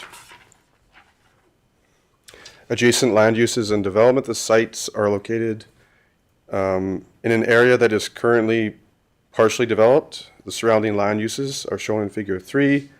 To the north, we have R3 residential multi-unit. These townhouses are owned and occupied. The properties are at the rear of the sites, the subject site, and share a back lane. Of note, the site will be directly adjacent to the garages of those properties. And also of note, administration believes that the laneway and the green space of the subject site will provide a sufficient interface between the two land use districts. As mentioned, to the west is a approved development permit for the same land use. It's currently under construction. And then to the south and east, we have the same land use district as well, but has not been subdivided, permitted, or constructed. The application is in alignment with the municipal development plan and the Waterford Area Structure Plan, also the Waterford Stage 1 Outline Plan, which states that development in this district is intended to increase density while being compatible with adjacent low and medium density residential uses, and is intended to be used in close proximity to major corridors, and such that would be Waterford Boulevard and Rainbow Road South in this case, and is supported by public amenities. Also, it is also in compliance with the land use bylaw and is a permitted use within this district. Is in compliance with the lot coverage and setbacks. However, I will note that 4 of the 8 units have a proposed height of 12.08 meters, which exceeds the land use bylaw height of 12 meters. This represents less than 1% variance.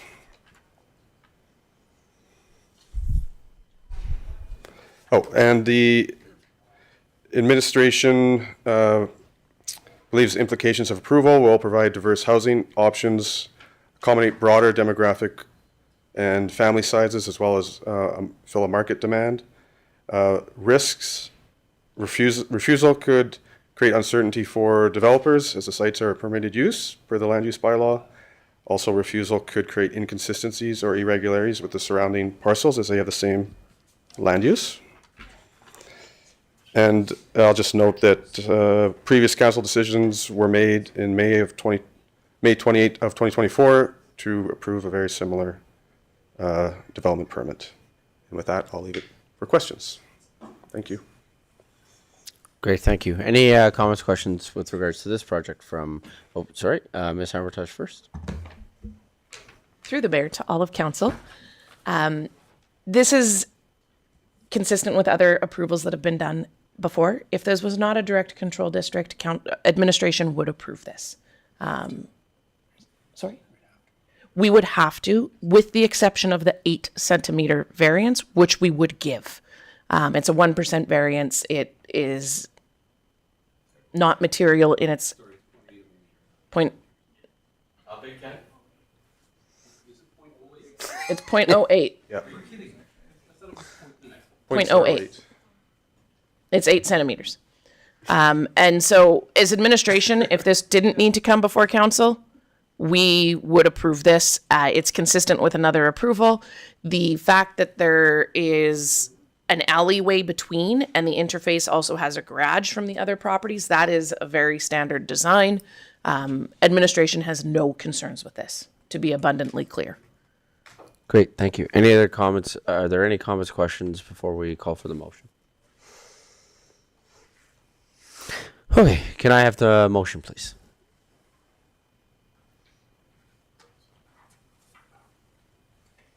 Can I have a councillor make the following motion, please? Councillor Grant. Thank you, Mayor. I move that council conditionally approve DP 24 DCR 3B2B-02 direct control back-to-back townhouses, 8 units, subject to the conditions included in Exhibit A. Great, thank you. Question on the motion. Why is it conditionally approved? What does that mean? Why wouldn't we just approve? Ms. Armitage? Through the mayor to all of council. Every development permit is conditionally approved because there's conditions in it. Perfect. So you have to meet the conditions. No, that I understood that to conditions included. Yep. But The it's first one has to be because of the. Okay, perfect. that's Thank how you. we just do them. Thank you for that clarification. That's a planner ease, I think. No, that's fair. We're just as a council, right? We generally don't do a conditional motion, right? You know what I mean? That's why for us it just for me I think we could take it out. because we're approving. Yeah. It's subject to those conditions. That's what I was getting at. It sounds like we're conditionally It's- approving something subject. Oh, yeah. That's what Yeah. I'm getting. I'll agree with that. Okay. Yeah. Councilor Grant, can you please restate the motion? Thank you, Mayor. I move that council approve DP 24 DCR 3B2B-02 direct control back-to-back townhouses, subject to conditions included in Exhibit A. Great, thank you. Any other comments, questions from council?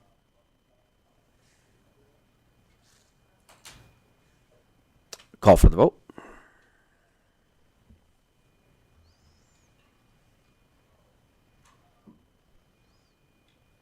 Great, thank you.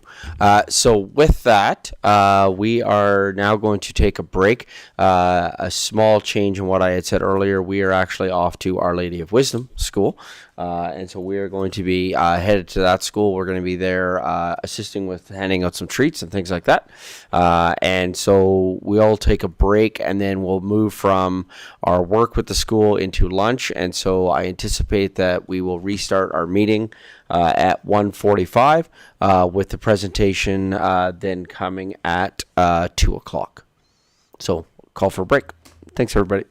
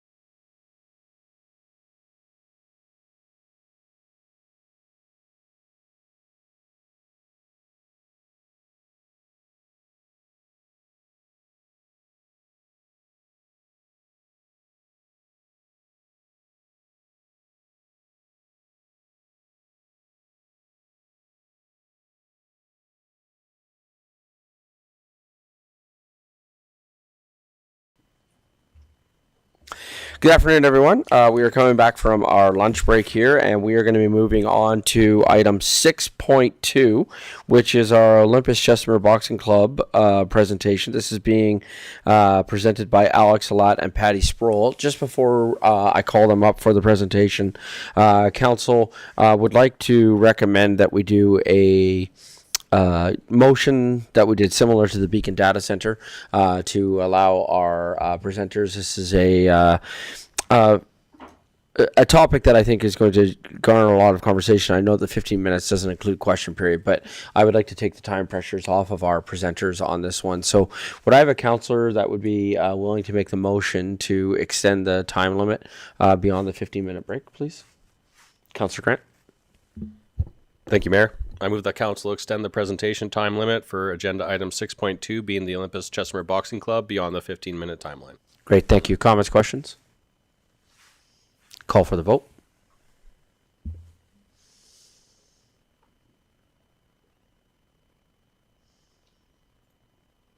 And that's carried. Thank you. Good afternoon. Good afternoon. Welcome.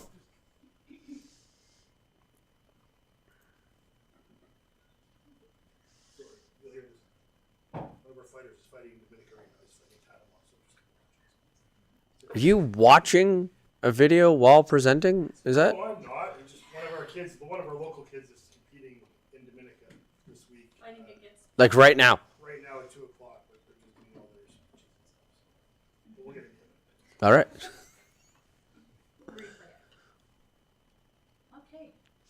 right. Can I just get you to hit the button right on the front of the microphone there, just to turn the microphone on? Great, thank you. And if I could just ask who's ever speaking, if you could just be the closest to the mic, that'd be awesome. Okay. Okay, thank you. All right. It's not that we can't hear you, it's the people online. Test. Hello, my name is Alex Hallett. I'm one of the board of directors. We're actually called the Chestermere Boxing Club. We did a little bit of a name change. The kids wanted their own identity from Calgary. So if you notice on our logo, it's been changed to the Chestermere Boxing Club now. So we've taken the Olympus portion out of it, and it's all Chestermere's. Who we are. We're active in our community, providing a safe and inclusive and supportive space for local youth. Our primary focus is youth within the community as well as lower income families. Obviously, Chestermere has changed a lot in the last 10 years in terms of growth. With the greater demand, we're starting to notice more and more kids in the community don't have access to some of the amenities, such as the more expensive sports, such as hockey, basketball, baseball, that are pretty financially demanding on some of the parents. So back a little bit of history in the club. During COVID, we built the club, and we actually started with 5 kids. So in the club, we noticed after COVID, obviously the kids that had the financial means to continue on with major sports that were pretty demanding, and I'll throw out hockey. You know, it's $20,000-$30,000 a year. We noticed a lot of kids knocking on our doors. So fast forward to when COVID ended to now, we're just under 300 kids in the program now. Give you an idea, about half the kids in the community in that program don't pay though. We never turn away any kid in the community. In lieu, they have to volunteer 15 hours a month in the community as form of payment, is what we do with a lot of the kids. You want to go back one, just so I didn't miss anything? The biggest thing you'll notice again in our community, in our club, is how many first and second generation kids we have within our community. If you actually walk into our club, at the end of the day, they're all Canadian. Okay, every kid in the club is Canadian, but they all have backgrounds of some sort. And when you actually walk into the club on the left, you'll notice there's got to be almost 30 flags up now. That represents the country of each kid where they come from. So we teach the kids, and it's more to our fighters, who I consider would be high-risk kids, I guess. When you walk into the club, you all bleed the same color. So it doesn't matter what your background is, what color you are, what country you're from, regardless of what religious or political beliefs your countries back home have. When you're in our club, we're one unit. So it's their team. So, and then obviously community service. Our kids are heavily involved in the community. I know when the last snowstorm came, I don't know, for those of you that are on social media, there's people that are asking for help. We're actively commenting on there. Message us. We'll send our fighters to a lot of the seniors are having issues with the snow.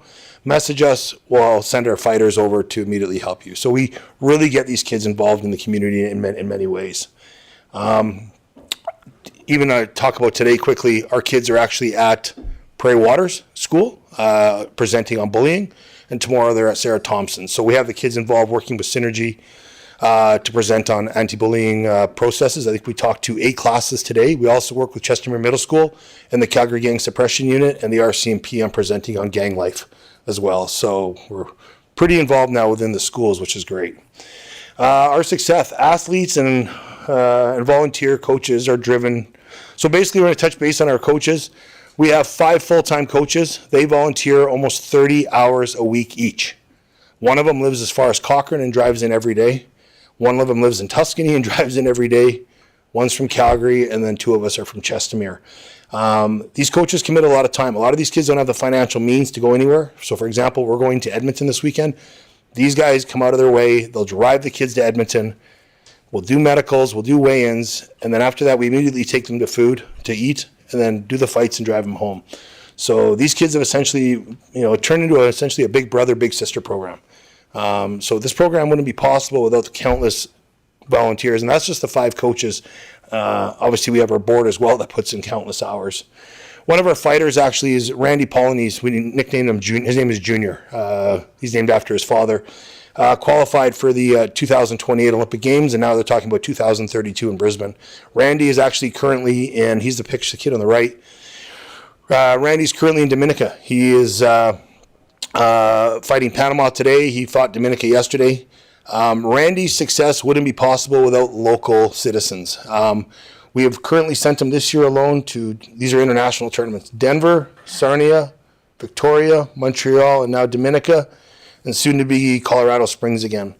I'm not going to get too much into the kid's personal life, but Randy is a success story within our community. A kid that had a little bit of trouble and who's now become a role model. He's got almost 50 kids under the age of 9 in our program that come 4 times a week just to get coached by him. And that's from the ages of 4 to 9. So he's now become a role model for a lot of our local kids. Cool story about our club. We're about 3 or 4 years old. We made a big splash in the boxing scene in Canada. So we bid on hosting the Canada Cup. The Canada Cup was a tournament that was held for 18 years in Quebec. I did it with Tourism Calgary, only reason being there wasn't the venue here big enough to do it. We actually ended up winning the bid. So we got a 3-year deal with a 7-year right of first refusal to host the deal. It's held at Genesis Center. We get almost 600 fighters from right around the world to host it. Now, 100% of the funds generated from this go to Boxing Canada. We don't get any funding out of it.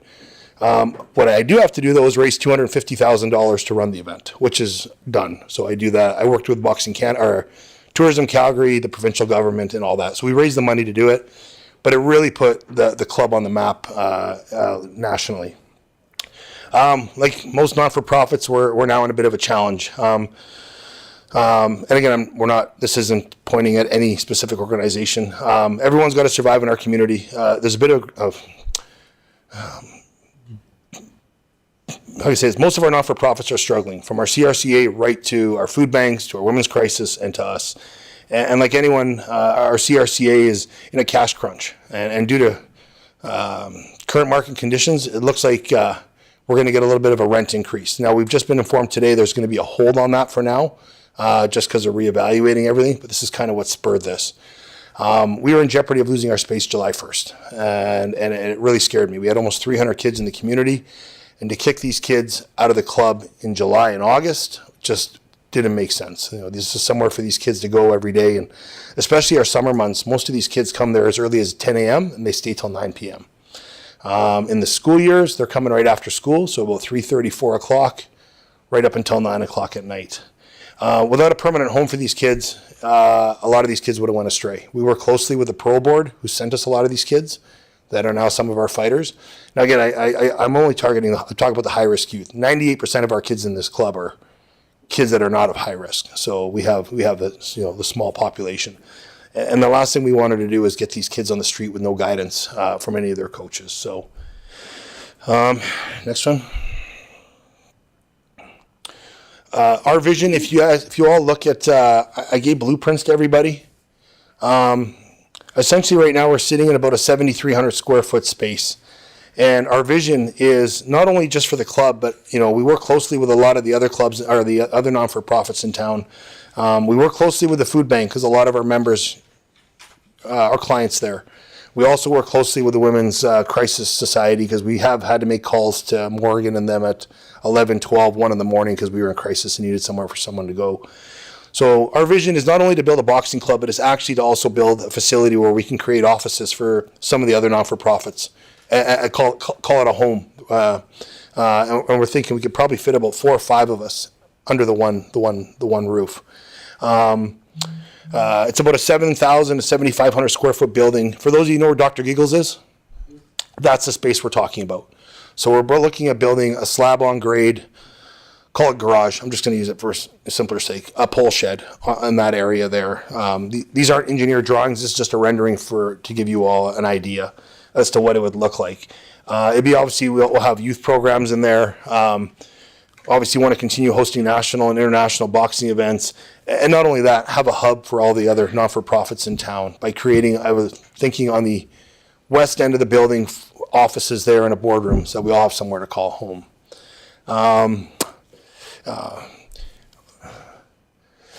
The plan right now to use that space, and we would lease it off the Chestermere Rec Center or Rocky View. I'm unsure yet as to who the lease would be under. And these are questions we're going to sit down with CRCA. The estimated cost on building the building is around $1 million. That's estimated. For those of you who know, I'm pretty good at working with numbers and getting donations and stuff. So this is estimated just talking to preliminary construction folks if I had to do it today. The facility will empower youth through boxing and just life skills in general. And talk about life skills of these kids.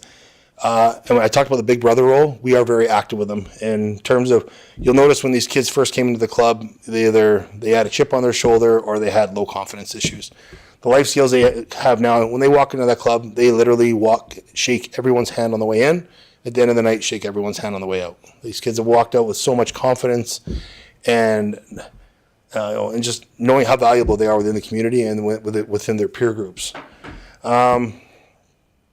Obviously, continue to attract provincial, national, international attention, and provide through this, obviously through sponsorship, is to provide permanent recognition for major sponsors of the club.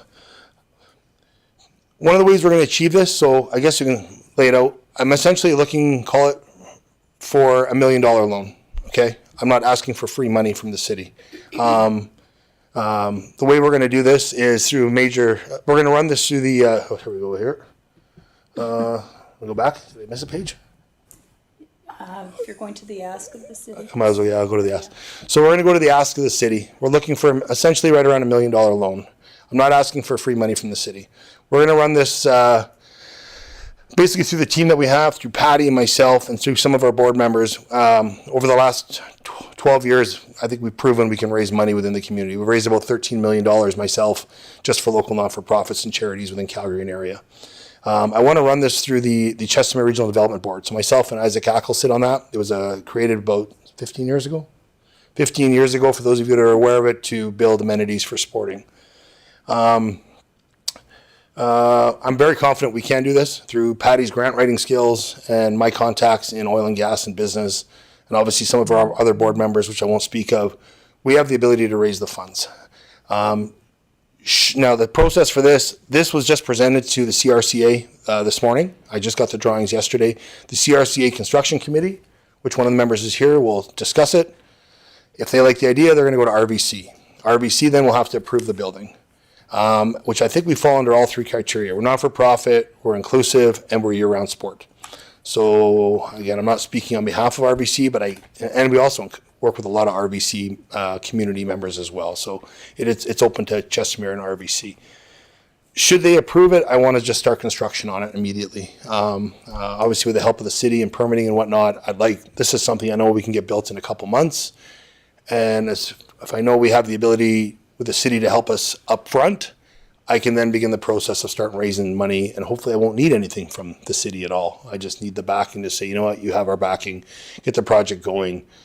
And then we could focus on the construction of this right away, and I could start focusing on the fundraising effort to pay back the city for the $1 million. When we ask for the $1 million, this isn't on behalf of the club. This is on behalf of about 4 or 5, 6, 7, 8 non-for-profits to build us a home within the community. We have nowhere to go right now. Other than Synergy right now that has one office that a bunch of us can share as a revolving door. I think it's just one office, is it? You know, it's tough for a lot of us. And I think many of you have sat on not-for-profits. There isn't much meeting space for any of us or to work and accomplish our goal. So next slide. That's pretty much the end of it. Obviously, we're in camera right now. I don't want to get into too much of the stories of the kids, but some of you have heard some of the stories of the kids, and honestly, it'll pull heartstrings. And without a home for some of these kids, it's devastating. And I know for a lot of us, our kids have the ability to, you know, be safe in the afternoon after school, to have a meal, to have clothing. Some of these kids in our community don't have these choices, and they come to us to offer that. I'll give you one of our kids. Oh, Siraj, I might be open. One kid in our club who's got call it growth deformities, and we never. I say this. We've gone as far as one of our coaches has gone as far as to take him to a doctor to build him orthopedic shoes to change this kid's life and give him the ability to, little things like little stories like that to help these kids turn their lives around and just, to believe that someone out there actually believes in them. I don't want to go on too far. I'm going to babble forever. If I get on with the kids, I'll probably start crying. So any questions in terms of from the club or from the council? Before that, I want to call on Mr. Edney, just with regards to, would you just be able to speak to the research work that you've done in regards to not whether or not should, but the idea of could? Is this even a possibility for a municipality to do this with an organization? Yes, thank you, Your Worship, through yourself to all of council. So in the Municipal Government Act, Section 264(2) states that a municipality may lend money to a nonprofit organization if the council considers that the money loaned or money obtained under the loan that is guaranteed will be used for a purpose that will benefit the municipality. So how we would actually physically write up that agreement, I'd work with Sandy and the finance team, but we are allowed to, under the MGA, to do this ask if council sees fit. And under the MGA is there any specifications on the terms and conditions that are written with it? So there's no timeline, there's no set rate, there's no, that's all determined between the municipality and whatever body they would be working with.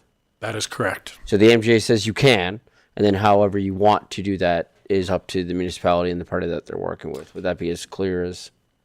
Yep, and the key, of course, is it would have to be put into a bylaw, approved in a bylaw. So it's more than just a simple council motion. There would need to be an actual bylaw put in place to lend money to the specific group. And the bylaw would be for the specific group, or the bylaw would be so that the city could do it in general? For the specific group. So just back to what your previous comment, the bylaw authorizing a loan must set out the amount of money to be loaned, the general terms, the purpose for the loan, the minimum rate of interest, the term in terms of repayments, the source where we would get the $1 million from, is it restricted surplus, operating budget, that kind of thing. And it must be advertised that the city's loaning this money to this not-for-profit. Okay. So essentially the contract is figured out, then it is put into place through bylaw. Yes. And then that process would be first, second, third reading of a bylaw. Is there any kind of statutory public hearing with that one or no? I'd have to look into the public hearing. I haven't seen that the MGA says it. It just says it needs to be advertised. Okay. So it doesn't say anything about a public hearing, but just let the public know and they could comment if they had any concerns or comments. Okay, great. Thank you. So yeah, I just thought it was valuable for us to hear from administration as to whether or not even the possibility, which is kind of how we ended up here today, right? So there was an approach that was made by an organization, Chester Boxing Club, right? We want to make a presentation. Our CAO had done some work in the background to ensure that this was even a possibility, and that's how it ends up on a council agenda. So to that end, with this presentation, I'll open up the opportunity for council for questions that you may have from our presenters. Councillor Ryan. Thank you, through your worship. Mr. Alex Halott. Thank you for the presentation. There's absolutely no doubt in my mind that the program that you guys have, the Chestermere Boxing Club, it's such a fantastic program, and I think every community needs it. I know a lot, lads that do participate, and they have nothing but great things to say about it. I do have a lot of questions, but I just don't know, where and how to ask, because this is an extraordinary ask, and I'm glad that we got feedback from our CEO that the legislation does allow municipalities to support non-for-profit organizations this way. So maybe my first question would be, the ask is for, the support in terms of the loan, but of course I'm sure what the council would want is that our non-for-profit succeed. So is one thing to build, what do you have in mind in terms of operations and how you're going to keep it going? In terms of operations, obviously we have a membership group that helps cover our operating costs. Pretty transparent. We operate the whole facility for about $9,500 a month. That's insurance, leases, salaries, everything. We run lean. We currently employ about 14 local youth in the club. Obviously a couple of our head coaches as well. We're one of the largest employers of local youth in the community, other than obviously the big grocery stores and Tim Hortons and stuff. And that'll be our primary. We'll keep our membership drive going. We don't run like a typical business. Like I said, we give away a lot of free memberships, but in lieu payment is through community service over the course of the month. I'm not worried about achieving our operating budget. 90-some hundred is not a big number for us to achieve in terms of revenue with our number base right now. So that'll keep going. I imagine some of our operating costs will go down because we're currently paying about $4,300 a month right now in rent to the CRCA. We'd obviously renegotiate that with the CRCA, being that they would actually own the building once it's constructed. It's going to be owned by the CRCA or whoever owns it in the next coming years or whatever. So it's going to stay as an asset within the community.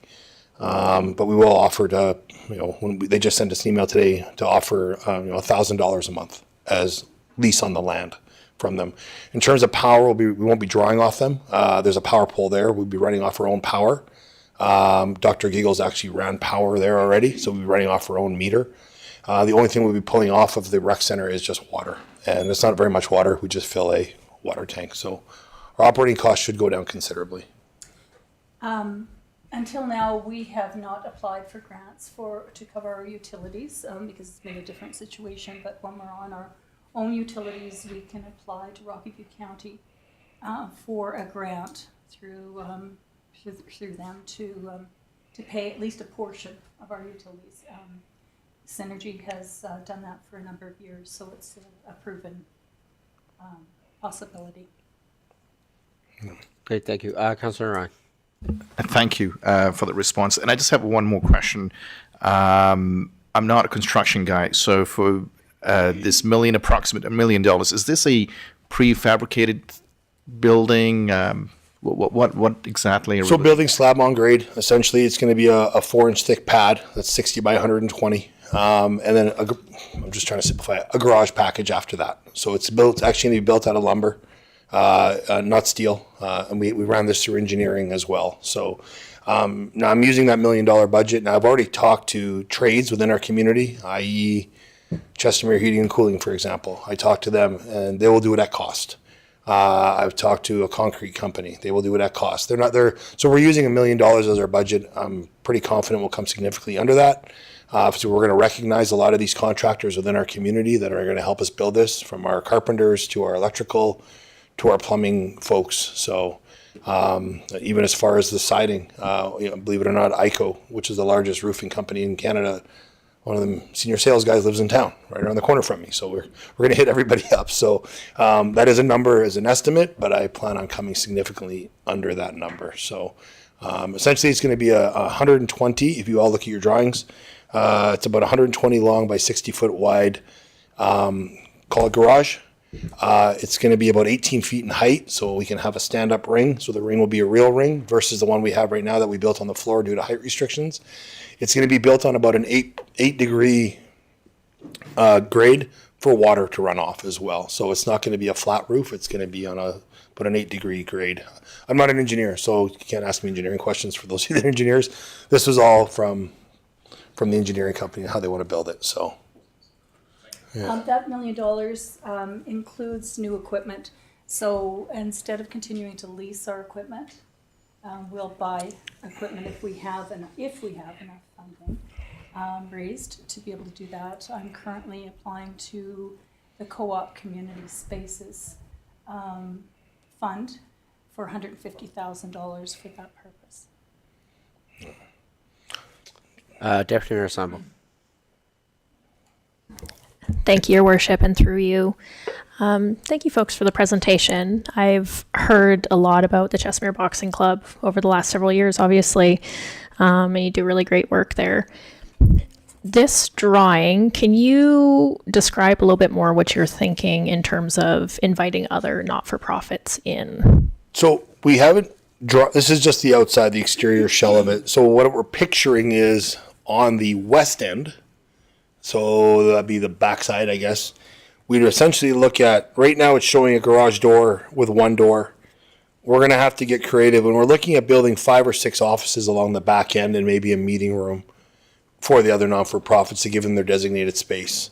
I have to going to sit down with Patty and the architect. I'm not an architect, so I haven't figured it out yet. But we are going to figure out both. And these are just throwing out charities here: Chester, the Women's Crisis, Food Bank, Girl Guides, Cadets. Who else is there? Well, I want to add that originally our plan was 10,000 square feet. That's what we were looking to build. Office space, yes, is at a premium for not-for-profits, but program space is even more at a premium. So our intention, if we were able to build a 10,000 square foot footprint, would be to have a 2,000 square foot program room, which is a good sized program room that could be divided into 2 for meeting space as necessary, plus offices. So ideally, that's what we would love to be able to do, and to be a multi-purpose space for not-for-profits. But there's only 7,000 square feet to build on. So we had to pare that back, unfortunately. So we're only looking at office space now. So I talked to the engineer. It is doable to build a second. Now, again, I only went on 18 feet. He can do a mezzanine up top and add more space. Now, I'd have to get them to redo the drawings. So we could actually add another 2,000 or 3,000 feet up top as well, and then add office space and a programming space up top as well. So either we get creative with the space that we have, but if we have enough in our funding, we can also build additional space up top, and then and come back with another rendering as well. So it is doable. So yeah. This is just preliminary, just for discussion. So that's all. We can always add on space up top, unless the CRC actually lets us extend beyond. I only went as far as the one wall, the wall that goes east-west where the curling rink is. That only goes out 120 feet. If there's a CRCA allows us, I could probably go out another 20-some feet from there, which bumps me up to where the gutters are there. So it will give us an additional space. So. And that $1 million budget was was based on the 10,000 square feet. So yeah. We do expect to come in well below that for 7,000 square feet. Councillor Schindler. I do have several questions, but I'm thinking that they fall under a FOIP, and I'm wondering if we are planning on going into camera. I'm actively looking at different sections right now. Would you just be able to provide the subject matter under which those questions would be? Interactions or communication with Rocky View County would be so intergovernmental relations. Okay. Government. You guys want to put pause on that then, and I'll come back. Yeah, let's. Okay. Thank you, Councillor Radawa. Thank you, Your Worship, through you to administration to Alex. I just have the question for the financial side. So what are the club's current financial asset liability or cash flow at this moment? The only liability we have right now currently is about 2 years left on some of the gym equipment that we have. That's it. So we're paying about $500 a month on some of our gym equipment. It's the only liability the club has. I think we have about $11,000 left owing. That's it. That's the only liability. And that's just because we financed it over the course of 5 years to finance, or to get the equipment. Now, that being said, Patty is applying for a grant right now for new equipment. The plan would be to actually take the current assets, either roll them in the space downstairs.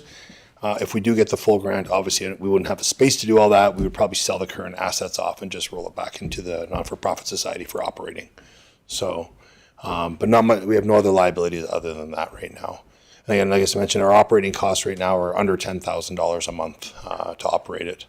And a big part of it too, like, you know, we do work closely with the justice system, and we work closely with a lot of kids in the community on community service and all that too. So there's no shortage of kids within the community right now that need a safe place to go. And if you actually talk to folks within our parole board in the community, they have been sending us a ton of kids to work with. And I would almost say 95% of the kids have ended up staying with the club and have not gone back to previous lifestyle, which is actually pretty cool. So, yeah.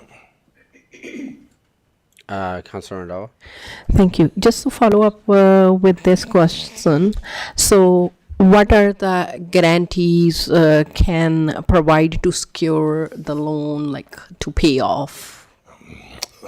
That I can't answer. Ask, quite yet. yes. Yeah. So obviously we're just like any other non-for-profit. Or I'm hoping my track record over the last 13 years has proven that I can raise the funds.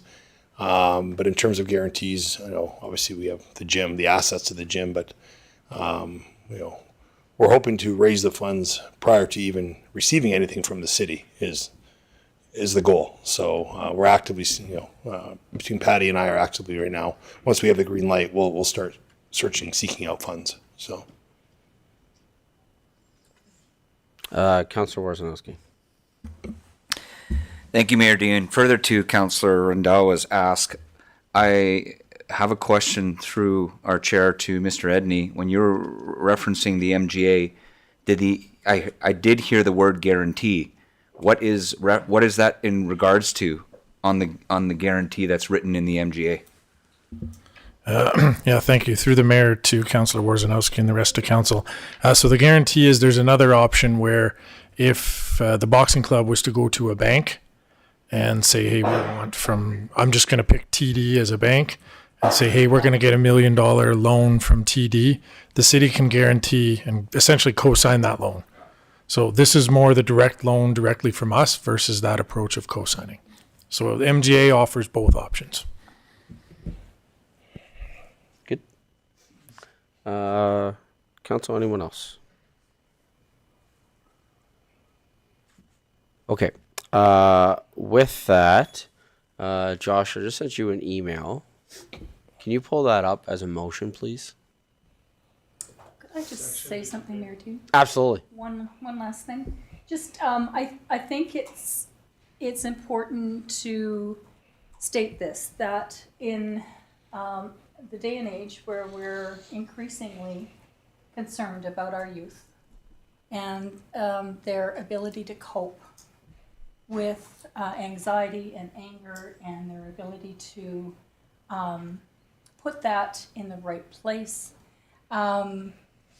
This would be the last program, or definitely one of the last programs I would want to see leave our community.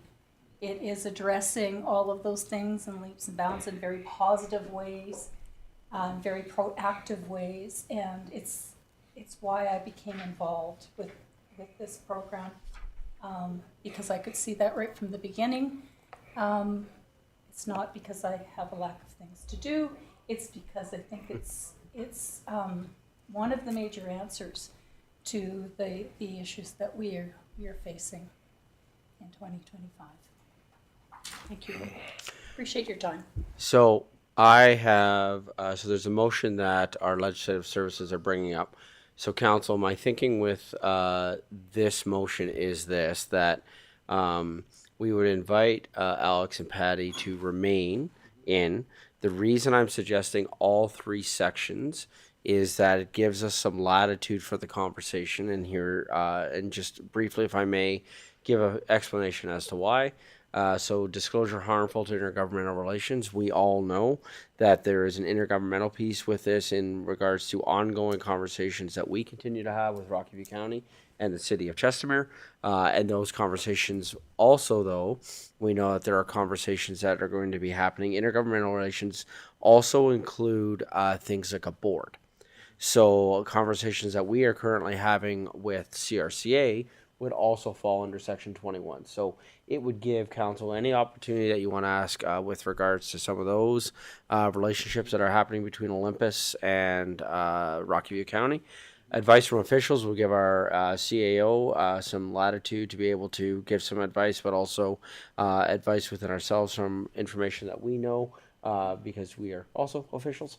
And then the third one would be disclosure harmful to business party interests. I think that there are some questions that we may want to ask with regards to funding and finances of Chestermere Boxing Club that I don't think it would be fair for us to kind of put them on the spot in a public forum to start, on some of those things. I think that would be unfair.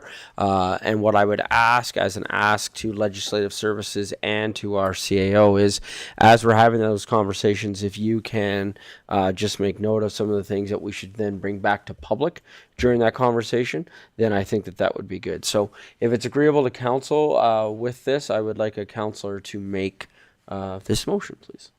Councillor Schindler. I move that council go into closed session at 2:36 p.m. to discuss the following: Chestermere Boxing Club, FOIP Section 21, harmful disclosure to intergovernmental relations; Section 24, advice from officials; and Section 16, disclosure harmful to business interests of a third party. Great, thank you. Call for the vote.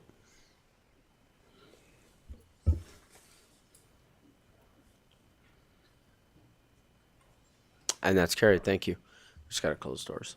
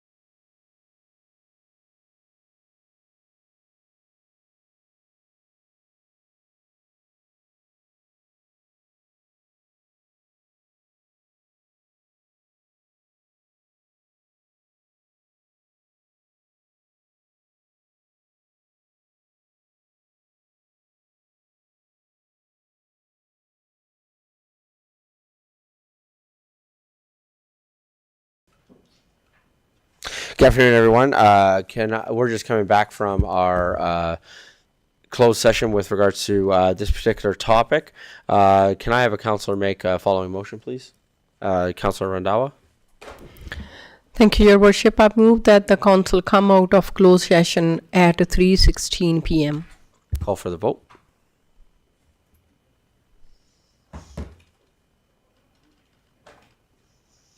Great, thank you. With that, here in a moment, we're going to be taking a break. For those of you that are watching online, what's going to happen is we're going to take a short 5-minute break. We'll then be coming out of break and making one motion with regards to the last item. And then we have 2 items that council will be moving into camera for 9.2 and 9.3. With that, call for a short break, and we will come back at 3:25. Thank you.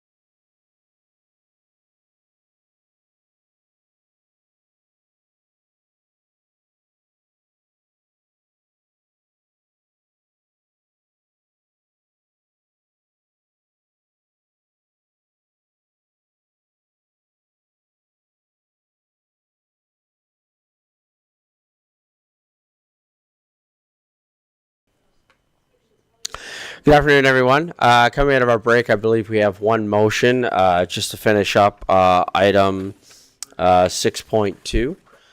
Can I have a counselor make the following motion, please? Counselor Randawa.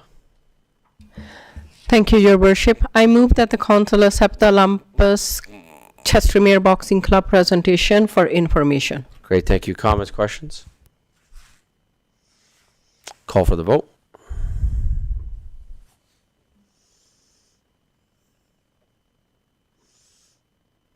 And that's carried. Thank you. And then we're going to now move to our two final items on our agenda, which is items 9.2 and 9.3. Can I have a counselor make the following motion, please? Counselor Randawa. Thank you, Your Worship. I move that the council move into closed session at 3:28 p.m. to discuss the following: acreage FOIP section 16 disclosure harmful to business interest of the third party, and Western Irrigation District WID FOIP section 21 disclosure harmful to intergovernmental relations. Great, thank you. Call for the vote. Because it's an in camera, so there's no debate.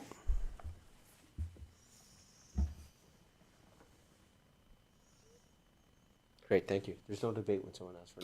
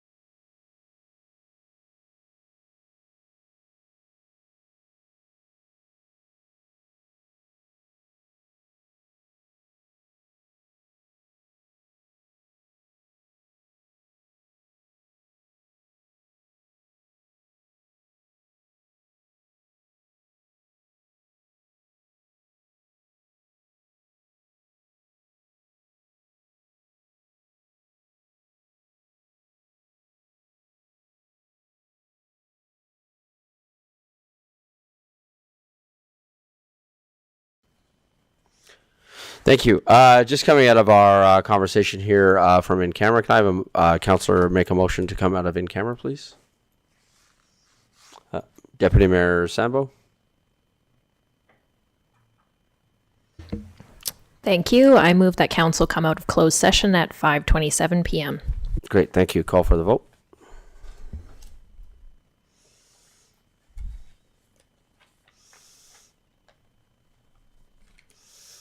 And as per procedure, we'll just take a break to allow people to come back into session. We'll come back at 5:30 with a couple motions coming out of in camera. Thank you.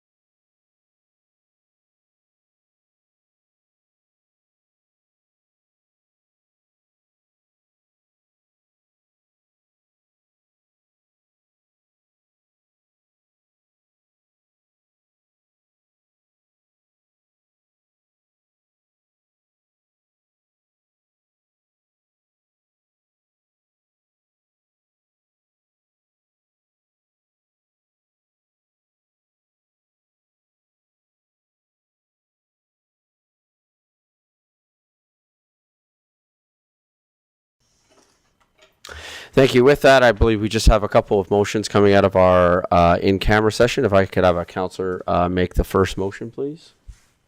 Counselor Grant. Thank you, Mayor. I move that council accept the discussion on acreages for information. Great. Thank you. Comments, questions? Call for the vote.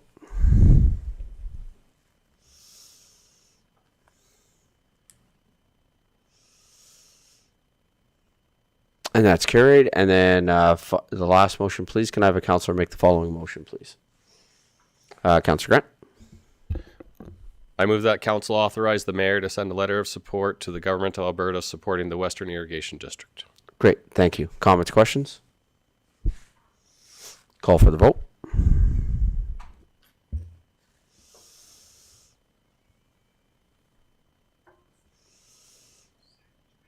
Great. And that's carried. And then last motion, can I have a Councillor Randhawa? Thank you, Your Worship. I move that the council adjourn the meeting at 5:30 p.m. Thank you. Call for the vote.